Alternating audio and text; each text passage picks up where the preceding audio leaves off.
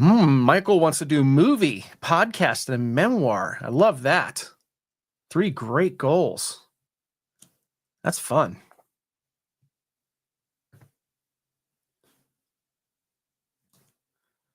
Who else has got big goals for 2026? Type in the chat box. Let us know what your goals are, or at least let me know you got big goals.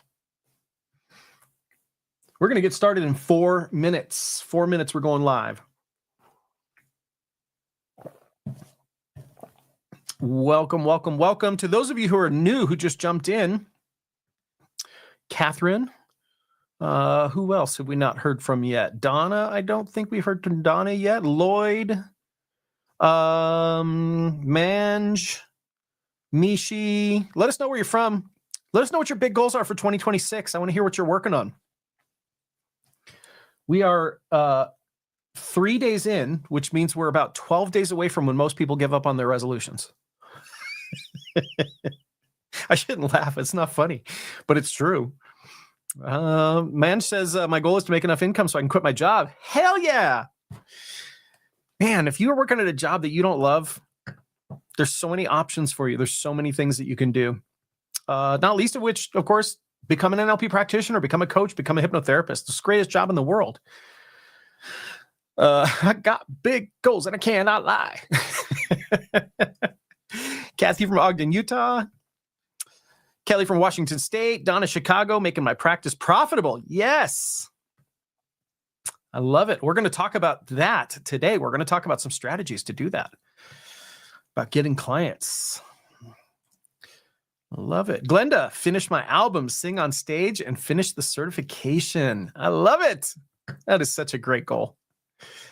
Beautiful. Frody, Calgary, Canada. Goal is to grow my business. iPhone J. That's a very funny name. Did your mom give you that name? Bring more creative ways of making money. I love it. Creative ways of making money is one of my favorite things to do. Phil from Florida, health and financial independence. I love that word, independence. That is a beautiful word. We're going to get started in 2 minutes, probably technically a minute and a half. We're going to get started with Kickstart Your Success 2026. Dr. Lloyd, Boca Raton, Florida. One goal is to finish our home certification program, hypno and NLP and coaching program, grow my metaphysical healing business and chiropractic business. I love it. I could use a little chiropractic today. Oh, man. Trying to adjust myself. It ain't working. Beautiful. Good goal. Keep typing in the chat box. If you're just showing up right now, let us know where you're from. Hey, Darren. Let us know where you're from. And what are your big goals for 2026? We're just about to get started. We're getting started in less than 1 minute. 30 seconds.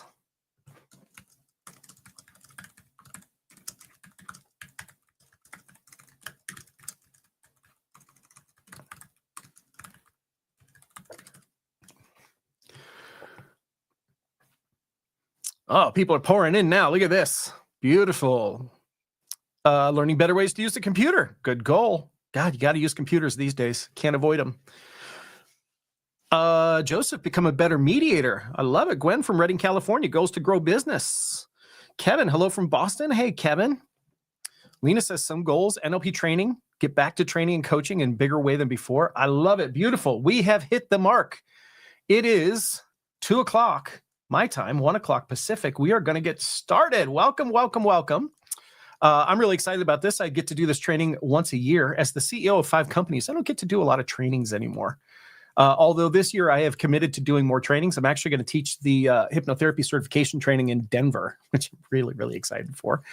That's coming up in March. And Kayla and I are going to get out. We're going to get out of Draper and do just a lot more trainings, probably small trainings for me because, you know, I'm the CEO. I got a lot of stuff to do, but probably going to do some one-day trainings around the States and maybe outside of the US. So I'm really excited for that. That's one of my goals this year. And even showing up on more podcasts. I get a lot of invites for podcasts. We get several per month. And frankly, I just flat out turn them down for a couple of reasons. Number one, most of the time when people have a podcast, they have like 6 listeners, and it's just not always worth my effort to go on a podcast. But even the big ones, like I just, I'm busy. So that's one of my goals this year. So welcome. We are going to get started with Kickstart Your Success 2026. This is an NLP training about how to achieve anything that you want in 2026. Anything that you can set your mind to, you can achieve. You've probably always been told that, by the way. If you set your mind to it, you can do anything. The problem is nobody ever told you how to set your mind. Where are the damn instructions on how to set your mind? Nobody ever gave them to us. I'm going to give them to you today. I'm going to tell you exactly, step by step, how to achieve that goal, the one you're thinking of right now. That one. Yes, the one that scares you. Yes, the one you doubt yourself about. Yes, that one. I'm going to share with you today a step-by-step formula for success from the field of neurolinguistic programming. And it will literally give you an exact roadmap of exactly what to do to achieve that goal. I don't care what goal it is. I don't care how big it is or how small it is. I don't care about how scary it is or how boring it. Hopefully you don't have boring goals. I don't care what the goal is, right? You can absolutely achieve it with some tweaking to your goals. Because most of the time, people's goals need to be tweaked. No, actually, frankly, most of the time, people just need to set them. But I'm going to give you a literal step-by-step process. This is like, imagine back in the day, if you were on a deserted island somewhere and, you saw something in the sand and you dug it up and you pulled it out and it's a scroll and it's got a little red bow tied around it. And so you dust off some of the sand, you grab a hold of the bow, you open it up and you unfurl that scroll. And when you look at it, there's a map from exactly where you are with a dotted line, and it goes X marks the spot, and that's where the treasure is. And all you have to do, you don't have to be a genius. All you got to do is follow that damn dotted line, right? That's what I'm going to give you today. I'm going to give you the dotted line to achieve any goal that you want, okay?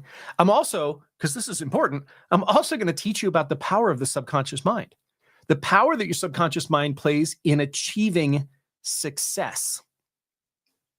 And so one of the things I want to tell you, put away your credit cards because literally there's nothing for sale on this presentation. All right, Kickstart Success 2026, I got nothing to sell you. Just going to give you 100% pure value for the next 90 minutes. Now, it is a new year. Everybody wants new year, right? Everybody wants something different. I heard a quote once that I really love, which says, if you're the same person today that you were 365 days ago, you wasted a year. Man, that is true. Right? I don't know about you. I'm obsessed with growth. I'm obsessed with it.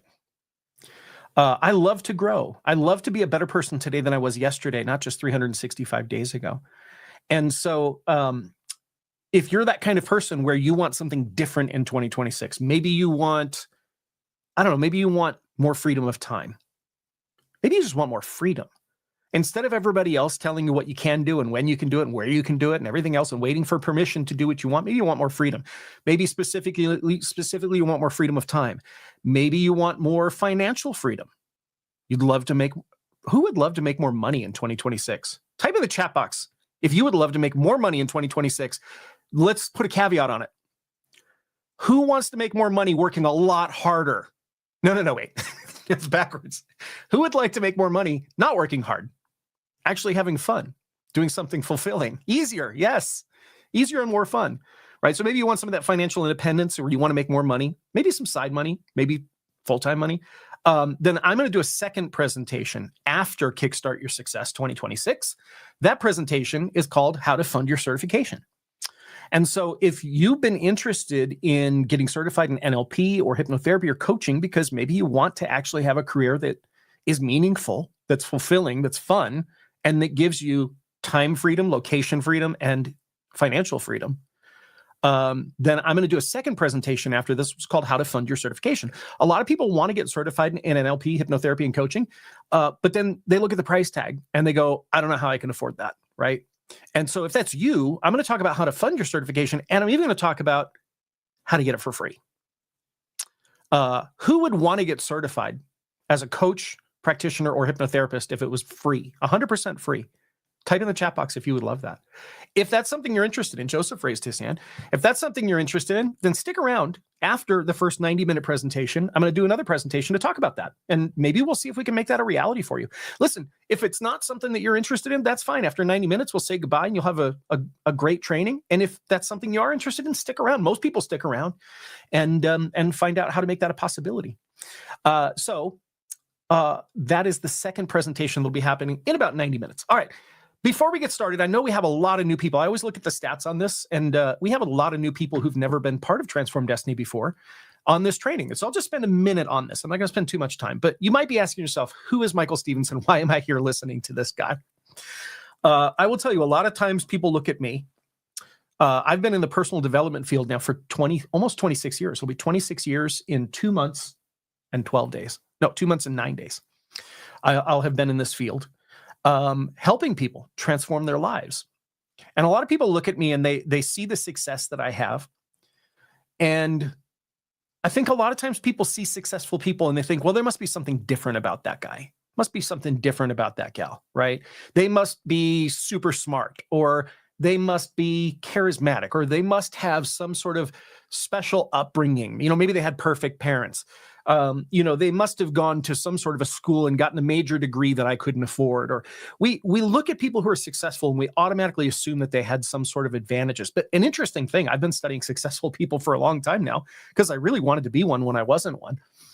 And frankly, most successful people, certainly more than 50% of successful people, actually defy all of those limiting beliefs that people have. Yes, that is a limiting belief, by the way. If you look at somebody successful and you think they had an advantage I don't have, and that's why they're successful, that is absolutely a limiting belief. Because if you look at the vast majority of people on the Forbes 400, which is the list of billionaires in the world, 60% of them don't have a formal college education. About 60% of them didn't come from any money at all, were raised in abject poverty. As a matter of fact, Larry Ellison, one of the richest people in the world, dropped out of junior high, was a foster kid, and was, at least briefly, for a minute, the richest person in the world. Not to say that rich is like the most important thing in the world, but it certainly shows some level of success, right? Actually, if you look at certainly more than half, and probably most people who are successful are people who didn't have advantages. They're people who, pulled themselves up by their bootstraps, as they say, and fought their way through tooth and nail. And that was me. I did not grow up in favorable conditions. When I was born, number one, I didn't have perfect parents. I never knew my father. My father was 18 years old when I was born. My mom was 14 years old. And my mom never graduated junior high school. Because back then, if you were pregnant in junior high, they didn't let you continue to go to junior high. And so my mom never graduated from junior high. On top of that, my mom had borderline personality disorder. So the first 18 years of my life were extremely tumultuous with abuse and neglect. As I was growing up, I didn't come from money.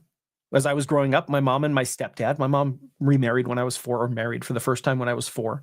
My mom and my stepdad made less than $13,000 a year combined.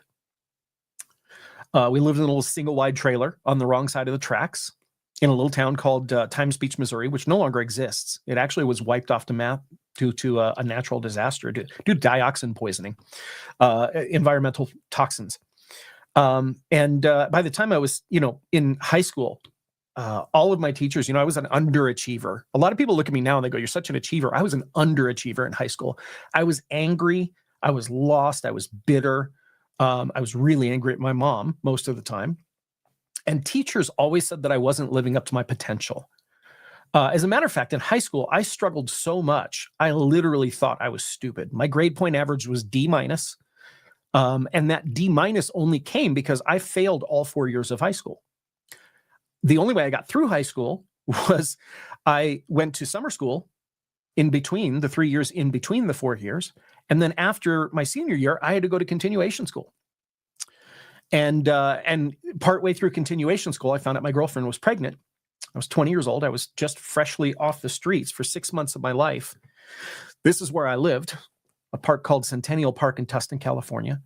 At 19 years old, I was homeless. I was friendless. I was aimless. I had no self-esteem whatsoever, negative self-esteem. And I really didn't think that I was meant for anything in life. As a matter of fact, I didn't think about life. Every day was a focus on survival. So like even thinking about next week or even tomorrow, which is not a thing that I did for that 6 months that I lived on the streets. And when I got off the streets, I found out my girlfriend was pregnant. At 20 years old, I was a security guard making $6 an hour. And I did not know how I was going to care for this little human being that I had helped create. And I knew that something had to change. I had no aspirations back then. I had no desires. I remember at one point telling my high school guidance counselor, he asked me where I wanted to go to college and what I wanted to major in. And I said, I'm not going to college. I'm too stupid to go to college. And he started crying. He started weeping because he saw something in me that I couldn't see. Now, I didn't realize at the time I'm not stupid, but I was stuck in a bureaucratic educational system that didn't care about me being educated. What they cared about was me memorizing facts and regurgitating them on an aptitude test so that they could get their funding for the next year. I'm not talking about teachers when I talk about the system, by the way. Teachers are in the system. They are not the system. I'm talking about the bureaucracy of education. And so it took me years to find out that I wasn't stupid. Many, many years. When I got off the street, I really started realizing that my mindset probably was playing a part in my life. Right? It wasn't these circumstances. I up until that point, I was blaming my mom and my family and where I grew up and how I grew up. And all of these things from the past were the reasons why I said I was on the street. But when I got off the streets and had my son was a real catalyst for me transforming my life. If my son had not been born, I don't know what I could probably still be a security guard today. He was a huge catalyst and turning point in my life because he really started getting me thinking about how to be better. And in that pursuit, I really started focusing on mindset. I went back and read the Silva Mind Control Method, which was a book that I read when I was a teenager, and How to Win Friends and Influence People. I started listening to, Brian Tracy and people like this. And while it was all really positive, nothing was really having an effect on me, other than a conscious mind effect, right? I really liked Brian Tracy, for example. I listened to Brian Tracy CD back in, I don't know what year it was, maybe 1993 or 1994. And he was talking about getting out of bed and being in a good mood, throwing the covers off and jumping out of bed. And the first thing you say is, this is going to be a great day. And I did it for like 2 or 3 days. And it felt okay for a minute, felt pretty good for a minute after I woke up, but then I would start to get tired again and I would lose my drive. And so, I was listening to all these mindset things, but none of them were really changing my mindset. And everything changed in August of 1998. I was at the Orange County Fairgrounds. Every year the Orange County Fair would come. And my primary reason for going to the fair was a stage hypnotist named Mark Usick. Everything else at the fair is great too. I mean, listen, I love deep fried Oreos, but the reason I went was because I love to watch that stage hypnotist. And every year the fair would be there for however many weeks it was. And I would go see him 2 or 3 or 4 times the year. And I did that from high school until 1998. And this year in 1998, I'm watching the show. And at the end of the show, he goes off around behind a table. And as the crowd is coming out of the hypnosis show, he's got this table set up with all these tapes. Now, Mark used to hypnotize people on stage, and he would turn off his microphone when he would hypnotize people. So you wouldn't be able to hear anything he was saying. You'd just see people starting to droop over. And then he'd walk up and shake their hand and they'd go out instantly. And so I was intensely curious to know what was he saying to these people. And so I bought 3 tapes that day at the county fair. I bought Improve Your Memory, Quit Smoking, and Improve Your Psychic Ability. That one seemed like fun.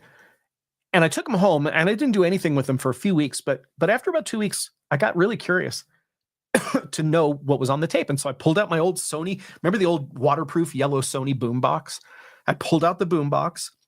I pulled out the Quit Smoking tape because at the time I was smoking 3 packs of cigarettes a day. I'll tell you, when I was homeless, smoking was a higher priority for me than food. That's how addicted to cigarettes I was. And this is so embarrassing to admit, I was so addicted to cigarettes that I would walk around the city of Tustin, California with my eyes on the sidewalk looking for 2 things: money and cigarette butts. If I couldn't afford cigarettes, it's disgusting. But if I couldn't afford cigarettes, I would literally pick up used cigarette butts that other people had flicked on the sidewalk, and I would pick them up and take a drag or 2 off of them. That's how addicted I was to cigarettes. And so as I got off the street, my addiction got worse, and I was literally smoking 3 packs of cigarettes a day. So I pop in this tape, I hit play, and I drift off to sleep. I don't remember almost anything the tape says. I drift off to sleep, and when I woke up the next morning, I never touched another cigarette. I went from 60 cigarettes a day to 0. Not just 0, but the idea of cigarettes literally completely left my mind. to the point where it actually took me 3 days to realize that something had changed. I realized 3 days later that I had not touched or thought of a cigarette in 3 days. And I knew that something magical had happened. Now, I was probably one of the most skeptical people in the world. Even though I watched that hypnosis show, I didn't believe in hypnosis. I bought the tape as a gag. I bought the tape because I wanted to hear what this guy was saying, not because I thought it would work. I didn't believe in it. People ask me this all the time. They go, do you have to believe in hypnosis for it to work? No. You have to be open to hypnosis for it to work. You do not have to believe. I've hypnotized hundreds of people over the last 25 years that didn't believe that in hypnosis, but were open to it working, right? Matter of fact, I would say that probably is the vast majority of people who hire me to do a session are people who don't really necessarily believe in it, because a hypnotherapist is always the last person that people go to after they've tried everything else. They don't necessarily believe in it, but they're definitely like, you're my last hope. Help me, Obi-Wan Kenobi. You're my only hope, right? And so what happened was that day, September 6, 1998, I woke up a non-smoker, and that just got me obsessed with learning about the power of the subconscious mind. And I went from having a life that I really, truly hated. I had, by the way, gotten myself off the streets. I had gotten into a career, so I was no longer a security guard. I was a computer programmer. By that point, for about 3.5 years, I'd been a computer programmer, making pretty decent money, right? And at the peak of my computer programming career, I was making $250,000 a year, which the funny thing is most people think that that's going to make you happy. But I was miserable. The money bought a lot of nice stuff at Best Buy that isn't even around anymore, but it certainly didn't make me happy.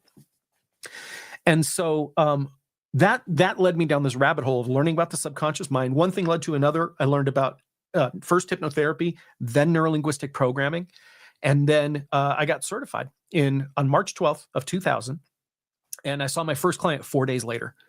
I didn't intend to see clients because I had a computer programming job, and I thought it was the responsible thing with 2 kids to keep working a job that I hated because I was making money. So I didn't intend to take clients. But the day after I got certified, I met a guy at a programming user group, which is kind of like a networking event, right? And he said he was going to go outside and have a cigarette. And I told him I quit smoking. And he said, how'd you do it? And I said, hypnosis. And he goes, do you know a hypnotherapist I could talk to? And I said, I'm a hypnotherapist. I had literally just earned my certificate less than 24 hours before. And so we booked a session. He came to my house because I didn't have an office. These days, everybody does sessions over Zoom. You don't even need an office anymore. But he came to my house because I didn't have an office. And I hypnotized him in the living room, helped him quit smoking. And at the end of it, he handed me a check for $150. Now, even as a computer programmer making the kind of money that I made, I'd never made anywhere close to $150 an hour. Nowhere close. Right. I think at my peak, I was making $117, $118 an hour, which is well above average, but nothing like $150 an hour. And so that was the beginning, and rabbit hole after rabbit hole after rabbit hole. In 2005, I became a certified trainer of NLP. I'm a multi-time certified master trainer of NLP. I'm a best-selling author, and I'm the founder of Transform Destiny. So this is who I am now. Again, certified master trainer of NLP, a best-selling author, recognized expert in NLP. I'm an international speaker. I've done events in 6 different countries. I'm an in-demand success and business coach. I've trained thousands of people in NLP in the last 21 years. I've got, it says almost 25 years, almost 26 years of professional experience now in the field. Done nearly $20 million in NLP, hypnotherapy, and coaching-related sales, and actually most of that in the last 6 years. And people pay me a minimum of $10,000 for a personal breakthrough session. Just booked one 2 days ago. And so that is all because I learned NLP. It's all because I learned NLP. It's all because I learned about the power of the mind, specifically the subconscious mind. So let's break this down. For those of you who are not familiar with what NLP is, it's not natural language programming. I know a lot of people are talking about that now that AI is out. Both have been around about the same amount of time, by the way. But what it breaks down to is this. Let's start with the first word, neuro. What does neuro mean? Neuro has to do with your nervous system. Okay. Now, when you think nervous system, you might be thinking nerves, right? And we have this incredible system of nerves that run from the brain down through the spinal column and out to all of the regions of the body. And that's a communication system, right? That's a communication system. The way that most people think of it, though, is that that's a communication system from the brain, which is what we think with, to the body, which is kind of like a robot, right? And that's how most people think of the nervous system, but it's actually far more amazing than that. See, most people think we think with our brains. And so if I talk about the mind, most people will point to their head. I even do that sometimes too, right?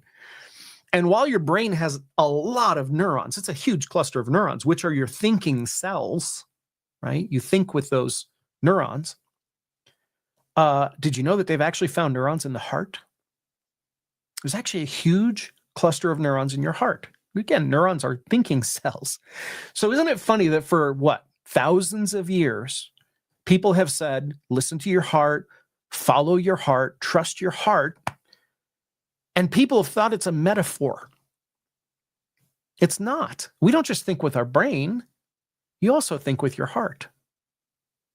Well, get this. Did you know that they've also found neurons? Who knows where else? I guarantee somebody's going to type in the chat before I even say it. Where else have they found neurons? They found neurons in your gut. Nelly got it, right? Manj got it. Shock got it. Lloyd got it. They found neurons in your gut, a huge cluster of neurons in your gut. For thousands of years, people have said, trust your gut, listen to your gut. And people thought it was a metaphor. Your gut. Now, by the way, they think very differently than your brain does, right? There are different systems of thinking, but your gut thinks. Guess what? They've actually found neurons recently in the soles of your feet. Well, not your feet, but the soles of everybody's feet, right? There are neurons. Your feet think. But it goes even further than this. Did you know that every single cell of your body, by the way, I know you think of yourself as a self, like a singular, but you are a collective system of 30 trillion living organisms. Every single cell is alive. And every single cell on the body has the ability, it has what are called receptor sites, where these things called neurotransmitter can connect and communicate. Literally every single cell of your body has the ability to think and process and in some form communicate with the rest of the body. Deepak Chopra in 1982 said your immune system is constantly eavesdropping on every single thought you think. What are the thoughts you think about your body? Because your body's listening. The other thing I love that Deepak Chopra says is this, when we talk about the mind, we point here at our head. But if in fact your entire body is thinking and communicating in one form or another, really your mind, maybe your conscious mind is up here, but your subconscious mind is everywhere. I really truly think that at some point in the next 10 years, there will be a scientific discovery of what most of us have already knew for a long time, which is that your memories are stored holographically throughout your body. There simply isn't enough storage in the brain to store everything. And by the way, you do remember everything that's ever happened to you. Everything. I've hypnotized people and regressed them back to 5 years old, 3 years old, 1 year old. I've even regressed people back into the womb where they have reported verified events that happened while they were in the womb that there's no way they could have known. And they verify with their mother afterwards. I had one person at 6 months in the womb, we regressed back and all of a sudden she goes like this, she goes, And I go, what just happened? She said, I don't know. I think there was a car crash. Right? And hang on a second. My love is calling me, which means something might be wrong. Yes, my love. Annie, I guess there's a bunch of people who don't have the passcode and you can't find it anywhere. Okay. I'll send it to her. Okay, thank you. Bye. Shouldn't need to be a passcode. We have 106 people in, and I don't know why some people are saying they need a passcode. This is just the way technology loves to work, isn't it? So she, I'm going to type while I'm talking here, which is a challenge. She goes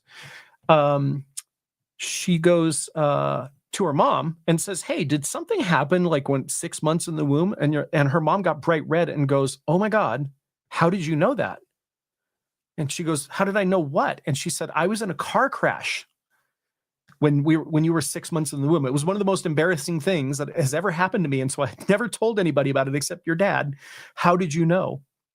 Right. And so, your unconscious mind faithfully remembers everything. And there's just not enough storage in the brain to account for that, to accommodate for that.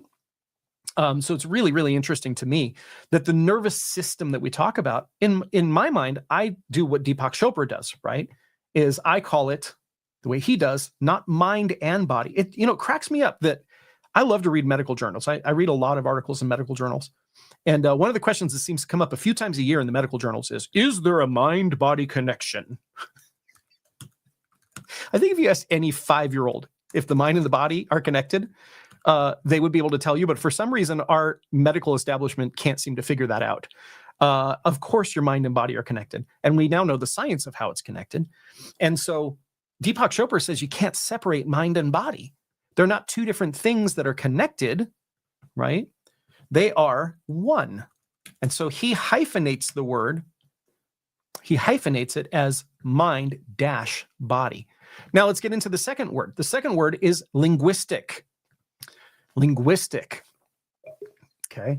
What does linguistic mean? Well, when we think of linguistic, we think of language, right? We think of language. And that is one term for linguistic, right?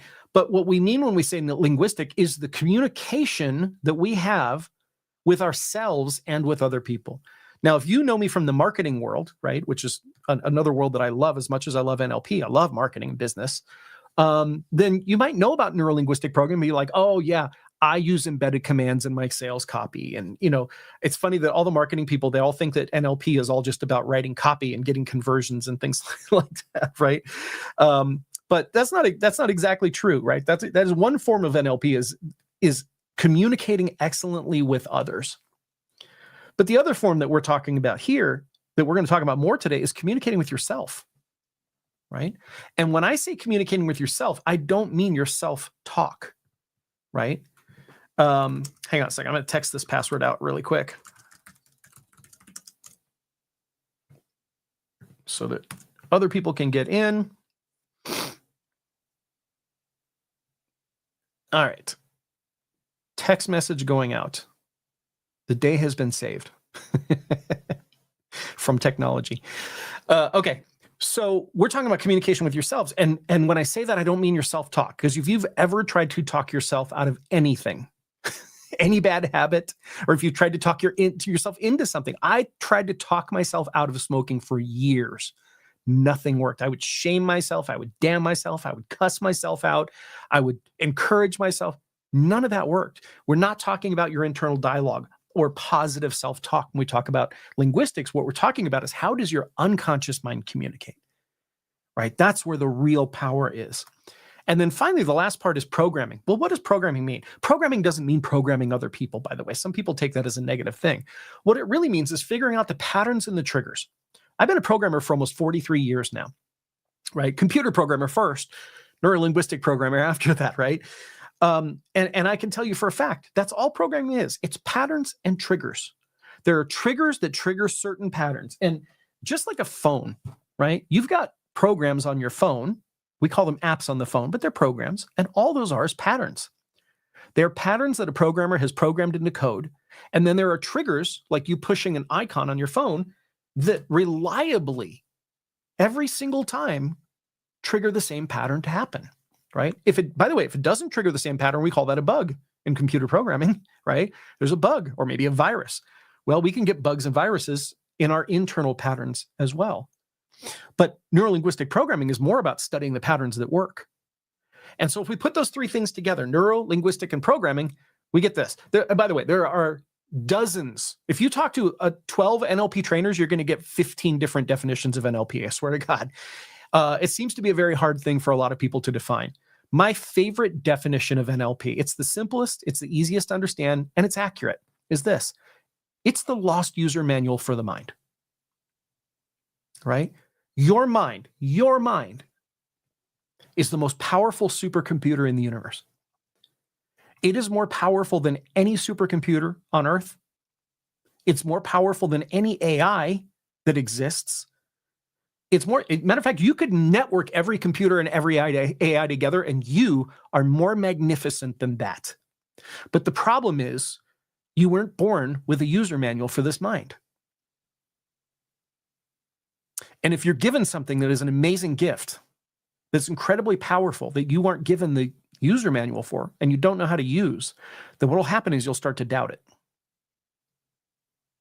Maybe like me, when I was in high school, start to think that I'm stupid.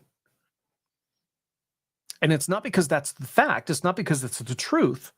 It's that because nobody taught you how to use this incredible mind that you have, it's been misused, underused, not used, right? As a matter of fact, so many people in the world, especially here in the Western, some of the Eastern cultures have a better relationship with the unconscious mind than we do in the Western world, for sure. We have no relationship with the unconscious mind in the Western world. It's a big part of the reason why so many people here have problems.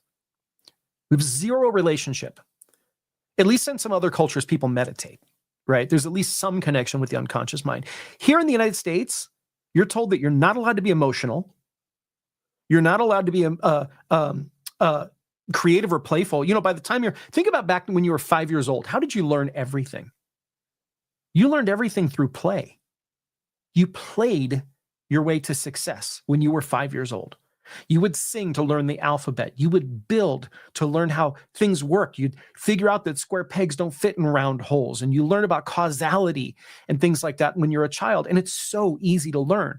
You were probably the best learner in your life when you were 5 years old. But then what happens as you start to get older, right? People of authority start wagging their finger at you and telling you how things should be.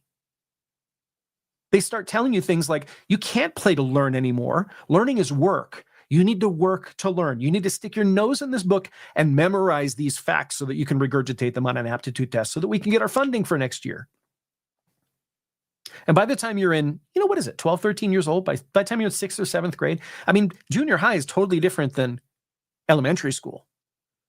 You go from having fun, playing with construction paper and blocks and singing and dancing, and then all of a sudden it's like, here's a book, stick your nose in it. And we're taught that we have to shut off our creativity and our playfulness to learn. Well, here's the thing. Your conscious mind is your logical, analytical mind. Your unconscious mind is your creative, playful mind. And when you're continually told to shut that off because it's time to grow up, don't do it, by the way. It's a trap. 52 years old, I will never grow up. I commit to that. They tell you that you have to grow up. Everything changes. When you're 5 years old, you have this wide range of emotions. And emotions are a good thing, by the way. They're a very good thing. Even what some people call negative emotions, which I don't like to call negative. All emotions are positive. We have comfortable emotions and uncomfortable emotions. And they all tell us something, every one of them. But we're told as we start to get older, from that huge range of emotions we have at 5 years old, then I don't know how you were raised, but by the time I was 11, it's, I'll give you something to cry about. Stop your crying or I'll give you something to cry about, right? And we're told that we're not allowed to be emotional. Even, by the way, positive emotions. I remember being 11 or 12 years old, I would get really excited about something. I'd be really happy about something, and people would go, settle down, spaz. So you're not even allowed to have positive emotions. You got to stuff those emotions down and ignore them. Well, guess what? Your unconscious mind is your emotional mind. As we grow up, we get these knowings that come to us at times. But then we're told by people as we grow up, that's just a hunch. You're not allowed to think that you know things ahead of time or that you know more than I do. And what do? We shut off our intuition. And guess what? Your unconscious mind is your intuitive mind. And so what happens for most people, by the time they're 11 or 12 years old, it starts. By the time they're 20, it's solidly, they have stuffed the unconscious mind in a closet in the back of the mind and closed the door and locked it. And I would say the vast majority of problems that people have in their life are because of that, because they've locked that door. And a lot of the problems in life are caused because your unconscious mind is in that closet, knocking on the door, and you're not listening. You're not talking to it. You're not listening to it. You look at some of the work of people like Dr. Reichhammer and Dr. John Sarno, and according to them, the cause of pain, both pain and dis-ease in the body, is negative emotions at the unconscious level that are left unaddressed. Keeping the unconscious mind locked in a closet. And so if I were to go further to, it's the Lost User Manual for the Mind, one of my favorite things to say is this: NLP enables you to run your mind so your mind no longer runs you. Sometimes I say that to people and people go, oh, my mind doesn't run me, Michael. And I go, really? Do you have anxiety? Everybody has anxiety. Okay, then your mind is running you, right? If you have anxiety, that is your unconscious mind that is doing something that is uncomfortable that you don't want it to do, but you can't turn it off. You don't know how to turn it off.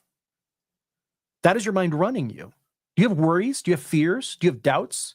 Do you have negative emotions you wish you didn't have? Do you have shame? Do you carry around humiliation? Do you have limiting beliefs? Do you have internal conflict? If you have any of those things in your life, that is your mind running you, not you running your mind. And as I always like to say to people, like, once you learn how to turn off the autopilot in the mind and take hold of the controls, your life becomes amazing, right? Now, that's not to say that none of those bad things can ever happen to you, but that's why we learn these tools and we use them regularly. I have alarms that go off on my phone and I can't say her name because she'll talk to me, my Amazon device here all over the house that remind me. Every Tuesday, I get reminded at 6 p.m. to do time techniques every single week. So I'm only releasing 1 week of stuff. Every Sunday, I've got a reminder to refresh my resource anchor on my ear. Every Monday, I've got reminders to cut cords with people who I don't need to be connected with anymore. So I do these routines so that nothing ever builds up, right? Now, if we talk about the mind, there was some pop psychologist back in the 1970s who said, we only think with about 10% of our mind. And people still repeat that today. It was an interesting premise, but it's nowhere near true. The actual numbers are staggering. They'll surprise you. Your conscious mind, your conscious, analytical, logical mind, that you're aware of me right now and you're aware of everything in your environment, you're aware of your own thoughts.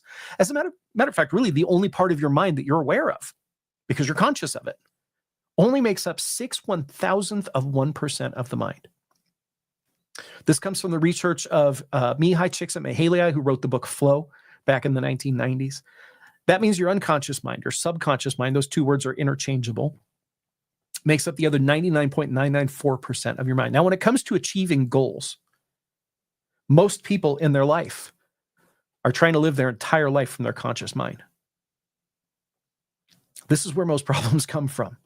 Can you imagine piling your whole family into a station wagon and taking a road trip on 6/1000th of 1% of a tank of gas?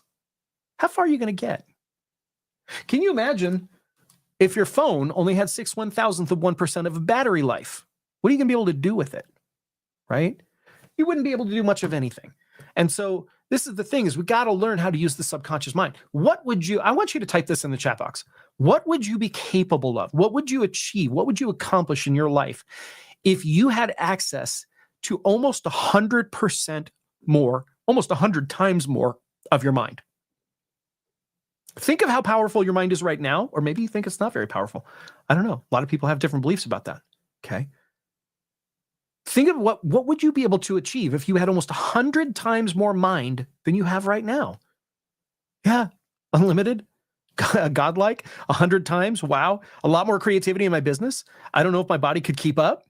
Infinite possibilities. That's a limiting belief, by the way. Infinite possibilities, thriving business, unstoppable, all dreams met. Right? This is what's at risk if you don't learn how to work with your mind. I'd be unstoppable. I'd be filthy rich. Right? So let's talk about how this works, okay? Because the beautiful thing is this. Your mind is in perfect balance. Now, I know a lot of people go, the conscious mind's only this big, and the unconscious mind's that big. Doesn't that mean the unconscious mind is more powerful? Well, would you say that a CEO of a company is less powerful than the workers?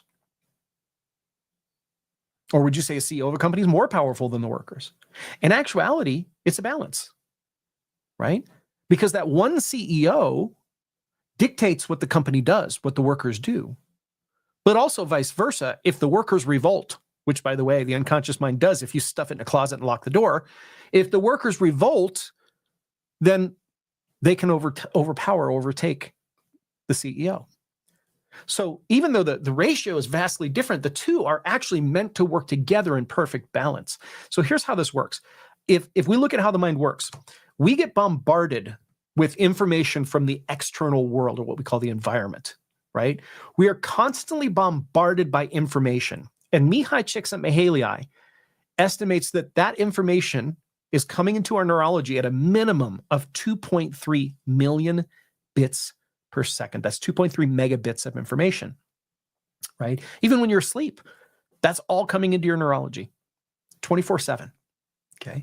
Now, a lot of people say, Michael, I read a study that said it was 9 million bits. I read a study that said it was 100 bits. I read a study that said it was 90 million bits.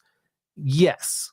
Why is that? Well, it's because each scientist who studies the neurology has a different term for what a bit is. This is an example of what we call chunking in NLP, right? Can you imagine that there's somebody out there, there's a scientist out there that just recently published a study that said that we only receive 100 bits of information per second. And then the furthest I've ever heard is 90 million bits. Well, it comes down to what their definition of a bit is. But one thing you'll find is that in all of these studies, the ratios are about the same, okay? So we're bombarded. Think of it like this, just mass assault of information that's coming at our body. And that information can only get into our mind in 5 ways. It's the things we see, things we hear, the things we feel, the things we smell, and the things we taste. Okay, that's it. That is our connection between the internal mind and the external world. It comes in through our senses. And your unconscious mind can handle all 2.3 million bits of that easily. Remember, it's like a supercomputer. I know a lot of people say the mind isn't like a computer. There are some similarities, but it's super, right? 2.3 million bits per second. Your unconscious mind handles all of that without even blinking. But your conscious mind can't handle that. Your conscious mind would explode if it had 2.3 million bits per second of information, right? Now, some people say, well, can't you expand consciousness? Can't we expand our conscious mind so that we can get more bits per second? Listen, you don't want that because there's a diagnosis for it. It's called autism, right? People who are diagnosed with autism are people whose conscious minds are assaulted by more bits than they can handle. So it's not something we really want to do. What we want to do is get better at managing those bits, at handling those bits. So what happens? If the conscious mind is pulling in all this information, but we can only be consciously aware of a smaller portion of it, what has to happen? Well, it's got to go through 3 processes: deletion, distortion, and generalization. We delete things, we distort things, and we generalize things to get that 2.3 million bits down to a manageable number that the conscious mind can handle. But the question is, what determines what we delete, what we distort, and how we generalize? Okay, well, that comes down to our filters. So we have internal filters at the unconscious level that actually change or dictate or filter reality, right? Like, you know how you can filter things in a database, right? You can have a database that has 2.3 million records. And let's say you go to Amazon, right? And there's 2.3 million books on Amazon, and you type in the chat box, Michael Stevenson, and you find my books on Amazon. Well, you won't be seeing all 2.3 million books because you couldn't possibly process them all. But you could look at my 16 books on Amazon and very easily, see my books that are available there. It doesn't mean the other 2.3 million books don't exist. What it means is that you filtered it down to a manageable level that you can comprehend, right? Because why would you search for anybody else's books on Amazon? So this is similar to how your unconscious mind is working. It's bringing in all this information and filtering it. Okay, so how does it filter it? Well, first filter is time and location. People say context is everything, and that's true, right? One of the examples I love to use for this is if you told a joke to a group of people at 6 p.m. at the pub, and you told that joke to the same exact group of people at 3 p.m. in the office, one of them will get you a laugh, the other one could get you fired. Why is it that the same exact joke, the same exact words, the same exact delivery, the same exact people has a different meaning depending on when you are and where you are? If we didn't have a filtering system at the unconscious level, it would mean the same exact thing every time. But because time and location is a filter in the mind, people say this isn't the right context for that. So that joke is no longer funny, now it's offensive, right? So where you are and when you are is a filter of reality. It's all the same information coming in, but you filter it differently, right? Mood is an important filter. I learned when I was a kid never to ask my mom for what I wanted if she was in a bad mood, which was pretty much all the time, right? But we learn as kids to watch our parents for the mood that they're in, right? It's one of the first manipulations that children learn when they're young. Next is meta programs. Now, you have programs on your phone. I don't know about you, but I have probably close to 300 programs on my phone. They're called apps. And the thing about apps is that they run the same every single time, right? If they didn't, like if you opened Maps and it taught you how to make a cup of coffee, or it gave you the news, or did different things every time you ran it, you'd be pretty upset with that Maps app. But every time you run Maps, it gives you maps, right? And so you have programs that are very predictable on your phone, and we like that. Well, we also have programs that are very predictable inside of our minds. And these programs, a lot of people think they're tied to personality. We can even predict people's personality. Once you know these meta programs, you actually know how to influence people. So you can get people to do the things you want them to do. You can get your kids to, eat their vegetables or do their chores. You can get your team to respect your wishes, things like that, right? These are very powerful. They're a filter. Another one is language. This is one of the first things I learned about NLP, and it absolutely fascinated me. Your language, people think that language describes their reality. Your language doesn't describe your reality, it determines it. And I'm going to give you an example of that, okay? So here's something I want you to do. For a moment, I want you to think of a problem. This isn't something we typically do in NLP, by the way. We don't generally think of problems. We focus on solutions and outcomes, right? But for a moment, I want you to just think of a problem. And as you think about it, what I want you to do, close your eyes for a second. And I just want you to notice, what do you see, what do you hear, and what do you feel as you think about that problem? In your mind's eye, this is what we call an internal representation or representation. What do you see, what do you hear, and what do you feel about the problem? Okay, we're just going to take a snapshot of that. So just remember what that's like. And now, you ever work with an Etch-a-Sketch? Where you do a little drawing with the two knobs and you make a drawing. How do you clear it? You shake it, right? So I want you to shake your mind out right now. Just shake that out of your mind and clear your mind. And here's what I want you to do. I want you to think of that same situation as a challenge. Think of this challenge that you have in your life.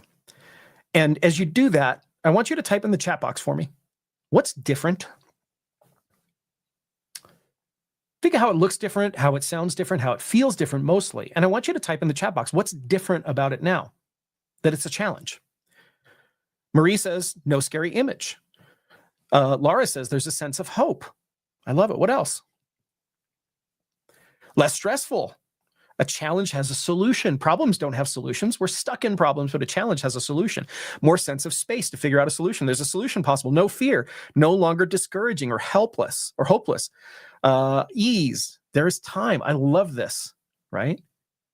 I feel more in charge. I love it. All right. Now we're going to Etch-a-Sketch the mind out again. Shake it out of your mind. Clear your mind. Okay. Now I want you to think of the situation as an opportunity. What is this opportunity that you have in your life? What's it an opportunity for? Who is it an opportunity for? What's the outcome? Share with me in the chat box. What's different? What's different now? Positive change, positive feeling. Now it feels like there's more control, growth. I'm successful. It made me stronger, made me more resilient. It's more empowering. Hope to change. I can grow my business. I love it. My dreams of business come to forefront. Feels exciting, more creative, more. Look at this. All right. We're going to take this one step further. Are you ready? Shake it out again. Clear your mind. I want you to think of the same situation as a gift. Close your eyes. What do you see? What do you hear? What do you feel? How's it different? Think of this gift. Share with me. It's a priority, grateful joy, peace, a gift to the world. I'm grateful for the growth, acceptance, freedom. Look at this. Motivational speech. What lesson is in it for me? Grateful. With a ribbon. Feels special. Now, what a lot of people don't know is what this is called, what I'm teaching you here. This is called the NLP model of reality. Did we change reality? You bet we did. Now, there are people who say you didn't change anything out in the environment. Correct. We didn't. But Milton Erickson, who was one of the greatest psychotherapists who ever lived, and I think probably the world's greatest hypnotherapist who ever lived. Milton Erickson once said, at one point I realized that all of my clients' problems were simply metaphors. All of my clients' problems were simply metaphors. And let me tell you, Milton worked with people from all over the world. As a matter of fact, most psychotherapists, when they had worked with a client for a significantly long period of time and couldn't get results, they would send people from all over the world to go see Milton Erickson. And Milton would very often get results with clients in one session. He did what he liked to call brief therapy. One session. And let me tell you, he didn't work with light stuff. He worked some very heavy stuff, right? And he said that he realized that all of his clients' problems were simply metaphors. What's a metaphor? It's a story. A metaphor is the story that you're telling yourself about the problem, but it's not the story you're consciously telling yourself. It's the story your filters are telling you. In every single problem that you have in your life is a gift. In every single one. The way we create reality is kind of like this. Imagine that you're a painter. You have this massive palette of paints, every color that you could possibly think of. And you've got this canvas that you call life. And what we do is we take this little tiny paintbrush, as big as a pin on the end, and we dip it into some of the colors and we paint a picture of it. Listen, reality is actually the palette. It's not the canvas. The canvas is what you're making out of the palette.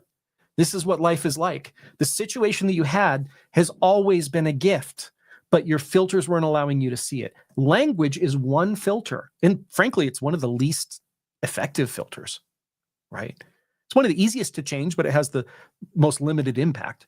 But there was always a gift in that situation. You just weren't seeing it because you were calling it a problem.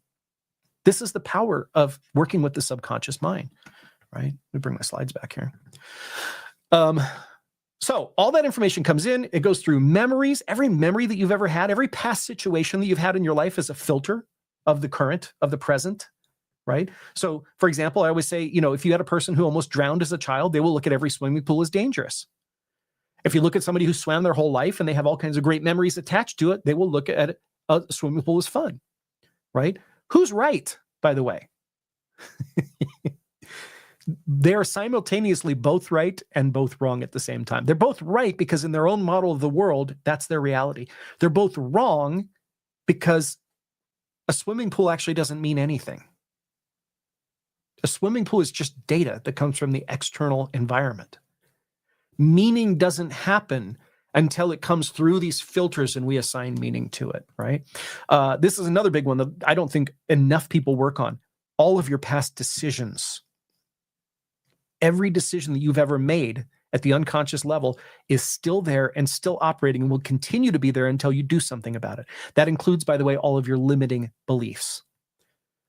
Beliefs also, values, and even identities, who you identify as internally at the unconscious level. All of these are filters.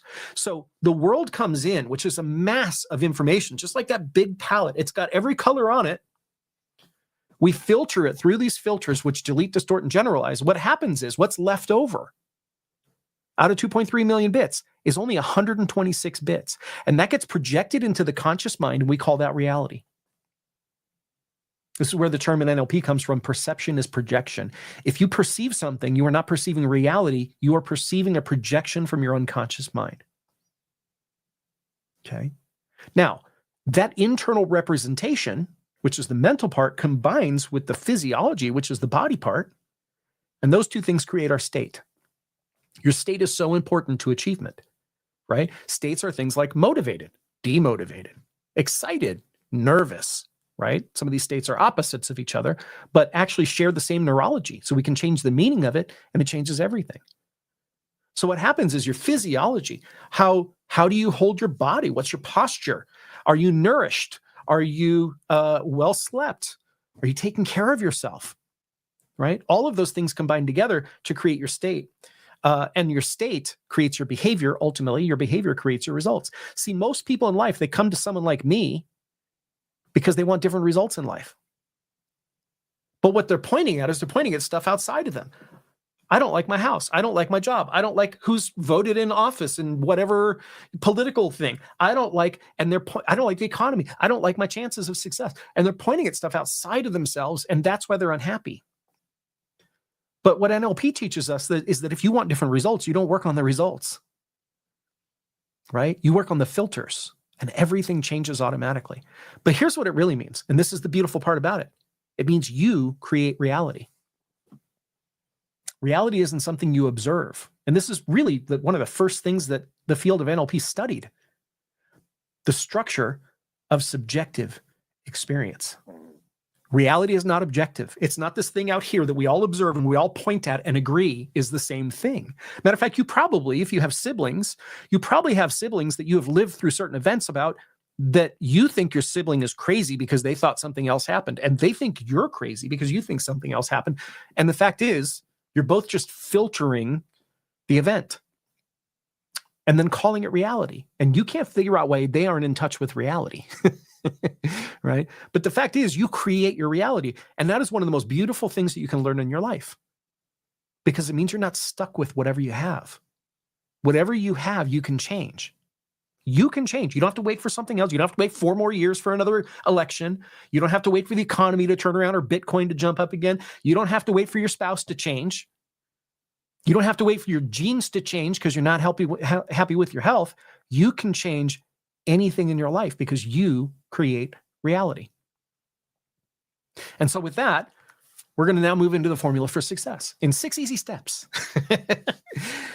Now, a lot of people say, Michael, what does NLP know about success? I thought NLP was about psychology. That's a large misunderstanding of NLP. NLP is ultimately a field of modeling, right? The founders of NLP, the 2 primary founders, Richard Bandler and John Grinder, came up with this idea to model successful people, find out what they were doing that's successful, like what's the secret sauce, and then turn that into a code, right? Turn that into a model that they could use themselves and they could teach to other people. Just so happens the first people they modeled were in the field of psychology, people like Fritz Perls and Virginia Satir and Milton Erickson, right? But at its core, I mean, NLP after psychology modeled all kinds of things, right? As a matter of fact, there's a fair amount of systems and computer programming that's incorporated into NLP from Richard Bandler. He was a computer science major. Then NLP went on to model things like sales, like sports, like relationships. I mean, I've even seen people who have modeled law and other things, right? NLP as a field, as a field of techniques, which by the way, the techniques are just what's left over. NLP as a field is still growing. There are still people who are, including me, who are creating new techniques and adding them to the field of NLP, because it's not about the techniques. The techniques are what everybody gets enamored with. I love the swish pattern, I love parts integration. I love all the techniques, but the techniques are really what's left behind after modeling successful people. And so really NLP is all about finding patterns of success, right? And this is the important thing. Most patterns of success are not behavioral. What that means is that most success is not about what you do. If it was the case that success was simply behavioral, then every 12-year-old kid who goes onto the basketball court and dribbles like Michael Jordan and runs like Michael Jordan and tries to jump like Michael Jordan and slam like Michael and sticks their tongue out when they play, every kid would be able to get the same results Michael Jordan did because they would practice it for years and years until they would get there. But the fact is, most basketball players who, frankly, by this stage, many of them have emulated him for years and years to get into the NBA. Most basketball players don't come anywhere close to what Michael Jordan was. Why? Listen, Michael Jordan was not exceptionally tall. He was actually fairly short. He was not exceptionally fast. Everybody talked about the hang time that he had in the air, but he wasn't an exceptional jumper, right? He just jumped a lot. He didn't even have very big hands, right? He couldn't palm the ball like a lot of people could. As a matter of fact, at one point, he accidentally clipped off one of his fingers, the end of his finger with a cigar cutter, and he lost his ability to palm the ball. He wasn't exceptional physically, behaviorally at most things. There was something that made Michael Jordan different from all of the other players. And that is what we find at the unconscious level. See, when we model people in NLP, we don't just look at what they do and try to do what they do. right? We're looking deeper. And so once you discover those patterns of successful people, you can install them in yourself, right? You can do the behavior, but you can also adopt the things like the mindset. And then once you or someone else has proven they work, you can install them in others and get paid to do it. That's how the whole field of NLP came about, right? Was modeling successful people, turning their model into a code that could be reproduced, using that with other people, and then ultimately teaching it to other people, right? And so that's how the field of NLP knows so much about success. All right, so here is how, exactly how. This is the dotted line that gets you to X marks the spot where the treasure is, okay? Here's how to get everything that you want in 2026. Number one, the first thing you have to do to achieve is to know your outcome. You have to know what it is that you want. We actually prefer the term outcome in NLP to goals. I'll say goals every once in a while, but for the most part, we like to call them outcome. It's different. It's a different representation in your mind when you call it an outcome, right? So the first thing you need to know is what's your outcome? What is it you want? And this, frankly, step one is the step where most people screw it up. As a coach for 24 years now, when I first sit down with a client to coach them, one of the first things I have to ask them is, what's your outcome? What is it you want? And you would be amazed at how often I will hear people say things like, well, I don't want to work at a job with a crappy boss. Can anybody tell me in the chat box, did that person just tell me what they want or what they don't want? I don't want to work for a crappy boss, right? Or they'll say, well, I don't want to work at a job where I feel abused. Or I don't want to work at a job where I have to work too many hours. I don't want to work at a job that's too hard. I don't want to work at a job that's got politics. I don't want to work too far away because I don't like traffic. And I'll just keep saying, okay, what do you want? And they'll just keep telling me what they don't want. Most people screw this up on step one. Because frankly, in my estimation, this is a meta program, by the way. This is one of the meta programs we're talking about in the mind. One of the meta programs is, are you as a person primarily toward motivated or away motivated? In other words, do you decide what you want and move towards it? Or are you the kind of person who decides what you don't want and you're constantly moving away from it? Okay, that is a meta program. In my estimation, this is not scientific testing. This is just me meeting a lot of people over the last 25 years. In my estimation, 85 to 90% of people are away motivated. They live their entire lives avoiding. I'll ask people all the time. They'll tell me everything they don't want in a job. When they finally run out and they're like, I think that's it. I'll go, great. Now you've told me everything you don't want in a job. If you could wave a magic wand, Sharpies make great magic wands, by the way. If you could wave a magic wand and sprinkle some pixie dust, click your heels 3 times, and instantly have your dream job right now, what's your dream job? And you know what most people do? They go, I don't know. I never thought about that. They've spent years thinking about what they don't want. And they can't tell me what their dream job would be, right?